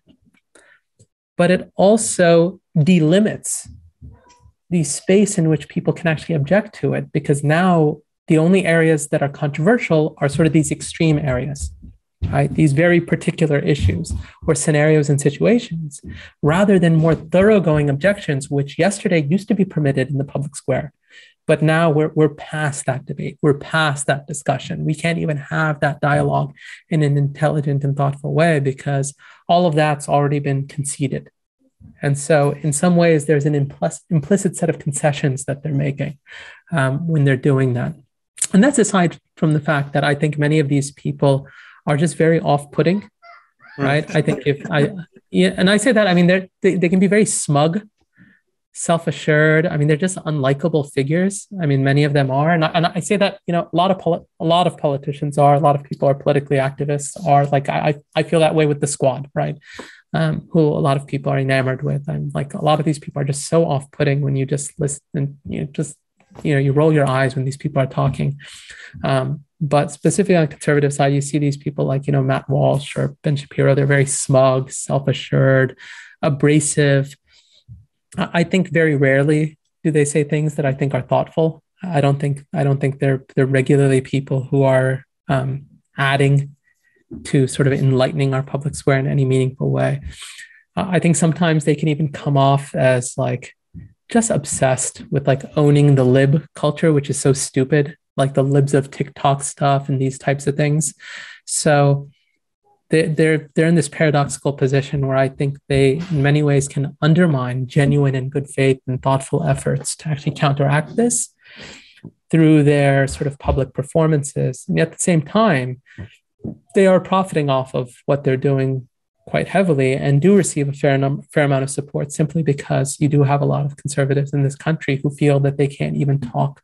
They feel that they can't find anybody that shares their views and values. They feel like they're just getting railroaded day after day. And so it's kind of a precarious and interesting situation that we have going on. Have you seen any alternatives? I mean, yeah, in terms of alternatives, there are. I mean, I like the National Marriage Project, Brad Wilcox. I mean, again, not everything they say is great, but a lot of the stuff that they say is quite good. So, you know, there are a lot of people that are there. You know, Helen Alvarez is a writer. She doesn't really write on transgenderism, but on the family, she's really good. Mary Eberstadt has been a good voice. Even, frankly, the Catholic Women's Forum, they have a website. I think it's Person and Identity, personandidentity.com. They can Google that, which is a pretty good website. There are a lot of good resources there. Do you feel that they also tackle the core of these issues rather than? Yes. Yeah. No. I mean, the Catholic Women's Forum, they even have an interesting diagram like on their website about like contemporary Western sort of how does the contemporary West conceive of certain things and how do Christians conceive of things, right? It's like, I own my body, you know, I'm a person, you know, sort of Catholic. I was fashioned in the image of God, and I am one of God's creatures, and my life is for God, et cetera, et cetera. And so they'll compare, right? They'll do this on like point by point, where they'll say, hey, this is sort of like the underlying assumption, like radical individualism versus my life is a duty and responsibility to others, towards God, et cetera. So they'll do that. And there's a lot of useful stuff. Obviously, at times, the person has to be aware of Trinitarianism. But, you know, this isn't an issue where, you know, Trinitarianism is really being overloaded. And unsurprisingly, on some of these issues, we're going to find a lot more agreement with groups like them than we are with, you know, just secular humanists, right? I mean, that shouldn't be surprising at all. So, great. Well, what advice would you offer Muslims who have to grapple with the unfortunate reality of sending their children to public schools and whereby they are being taught and getting exposed to all this pro-transgenderism material? Yeah, well, I think there are certain things Muslims can do which will, at a minimum, it'll kick the can down the road a little, which itself right now is a bit of a win, right? So if they go to, you know, like what happened in Dearborn and what's happened in other cities. I think Minnesota, you've had this happen as well, where Muslim families show up. They show up to school board meetings. They oppose some of the changes that are taking place, whether it's the introduction of a lot of trans literature into library books or the teaching of trans material to young children. You can show up and oppose that, and maybe you'll win, especially because many of these school boards are unprepared for controversy, especially when that controversy is a byproduct of sort of non-white right-wing conservatives, but in fact, a religious minority that is saying that they're being oppressed and imposed upon. I think a lot of times, you sort of have a competitive advantage there, especially when it comes to optics and the way these things have played out. And it's better, right? Because your kids are going to these schools and they're going to be exposed to this. So why not try to limit the extent to which they're getting exposed to this, either by making sure that it doesn't get introduced in young ages, or at the very least, trying to ensure that there's some sort of opt-out option amongst young people in schools. That being said, I mean, the question is, how long are those negotiations going to survive? Especially given how aggressive this transgender promotion is. I think Muslims need to, at this point, especially in America, but across the West, invest a lot more money in Islamic schools and alternate schools, such that Muslims who may not have a lot of money still have an option of sending their children there. So they need to be accessible spaces for Muslims who don't have a lot of money. In addition to that, homeschooling. Homeschooling, I think a lot of Muslims prematurely foreclose on the possibility of doing homeschool. But homeschooling's on the table. It's not rocket science. It's something that does take work. It's not easy, but it's certainly something that's doable. Look, our young people are going to schools in very formative years of their lives. They don't really know a whole lot about Islam, right? We're not talking about ulama who are sitting in these schools. They're not philosophers, such that when they come home with these issues, we can break them down using, we can engage with social construction theory and performativity and all of that. Like, that's not where their minds are at, right? And they're being exposed to very confusing and complicated ideas that can completely destabilize them as individuals. And it's something that, like, as a Muslim, like, why would you run that risk if you didn't have to? If you didn't have to, why would you run that risk? Like, we have schools. Look, I'm in the state of Maryland. Many schools have already adjusted on this, where they've incorporated sort of gender critical teaching in even the elementary schools in young ages. And I know of stories where, a parent will tell me that his daughter or son in public school, right? We're talking about 3rd, 4th grade. They do a session on gender. They introduce what the genderbread figure, right? The genderbread person, and they start doing that type of stuff. And by the end of the week, that son or daughter, every single 4, 5, 6 students or friends in school are all talking weird, and they're it's like the whole class is suddenly confused about this thing in just a matter of days. In fact, the person I was talking to, his child wanted to be pulled out of public school and was literally crying, telling his parent about this. And so these types of things can happen very quickly, especially with the way these things are being introduced, sometimes in subtle ways, and other times more overt ways. These are young children. I mean, this is really quite extreme what's going on here. And I'm not saying that, sure, like the majority of children, if they get exposed to this, maybe they'll be confused for a little bit, but they'll move on.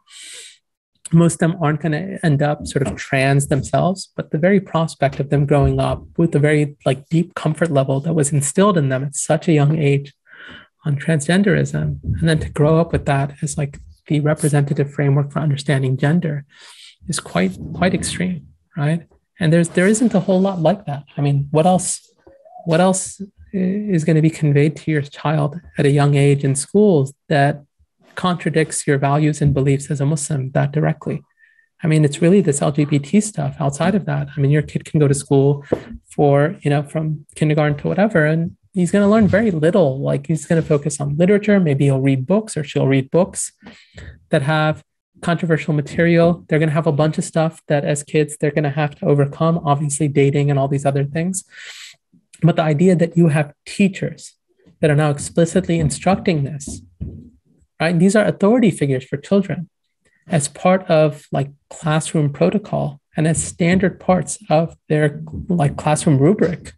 That's a really, really serious thing. It's a really serious thing. And I think that some Muslim parents are being a bit naive in the idea that, we'll just kind of have a talk with them when they come home. And that's oftentimes not enough, especially when you're dealing with young children who have, that their minds are like sponges, right? And so they're impressionable, they're young, you don't want them, you don't want to deal with this situation unless subhanahu wa ta'ala protect us. I mean. So do you have any practical tips when it comes to accommodating the pronoun preferences of transgenders, especially if there's fear of one losing his job or Well, I mean, I think if a pariah. person, yeah, I think if someone's going to lose his job, then you really don't have a choice, right? Like if it's going to be an HR violation to like dead name this person or to use their like biological pronoun or whatever, then there's no choice there. The choice has been removed because the alternative is losing your job, and that's going to be an HR violation. In most places, it could be a similar violation in school settings and others. So a person has to be attentive to the reality that in many places they're probably going to have to observe preferred pronoun protocol. They should try to limit it, right? So just because like you have a workplace where this is required, you should try to avoid having to do it to the extent possible. So, if you deal with somebody who's transgender, you refer to that person by his or her name, whatever name they're going by, you just use the name as much as possible because you recognize that these things aren't small. They have baked in ontological assumptions about gender. And so you try to do something to the limited extent possible. And that as a believer, you, at a minimum, right, you recognize wrong for wrong in your heart. And that's man. That's the weakest of faith that a person can have. Right? Yeah, I think it's important to emphasize, like trying your best to minimize it as much as possible, not getting too lax and getting used to it by, using the excuse, well, I have to, I might lose my job. So, I'm just going to get desensitized and get used to this. Yeah. Don't forget that this is wrong and try your only when you're like squeezed into a corner, do you probably, cave in if you must, but do try your best to minimize interactions. Do try your best to use his actual name. Do try your best if there's any way you could equivocate and not actually, literally spill out his preferred pronoun, which you don't think he's worthy of having. I'd say that for anything, right? We could get creative, we could get creative. Yeah, if you're working in a company that's very like pro-LGBT, that doesn't mean that you have to get rainbow stickers and put them on your laptop and put bumper stickers in your you don't have to become like an advocate for this simply because you work for a company or an organization or an institution that is pro, right? Like you kind of continue with your work, you focus on being a good employee, right? And treating people with respect and dignity and all of that. And you try to minimize the extent to which you're going to be in positions where you have to compromise your values, right? You try to minimize that to the extent possible. And that's true for everything. Great, Mobeen. Just one last question for you and we're going to let you go.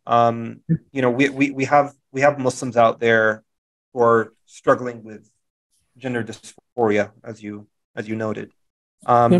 Given how far along the transgender movement is, some of these people have socially transitioned, getting a new name, wearing dresses, etc., whereas others have gone through medical procedures like hormone therapy, surgeries, and whatnot. How do you suggest we help work with and deal with such Muslims, given that their transitioning has already begun and in some cases can be very far along? Yeah, well, I think we're going to have to deal with these situationally. I don't think there's a one-size-fits-all rule.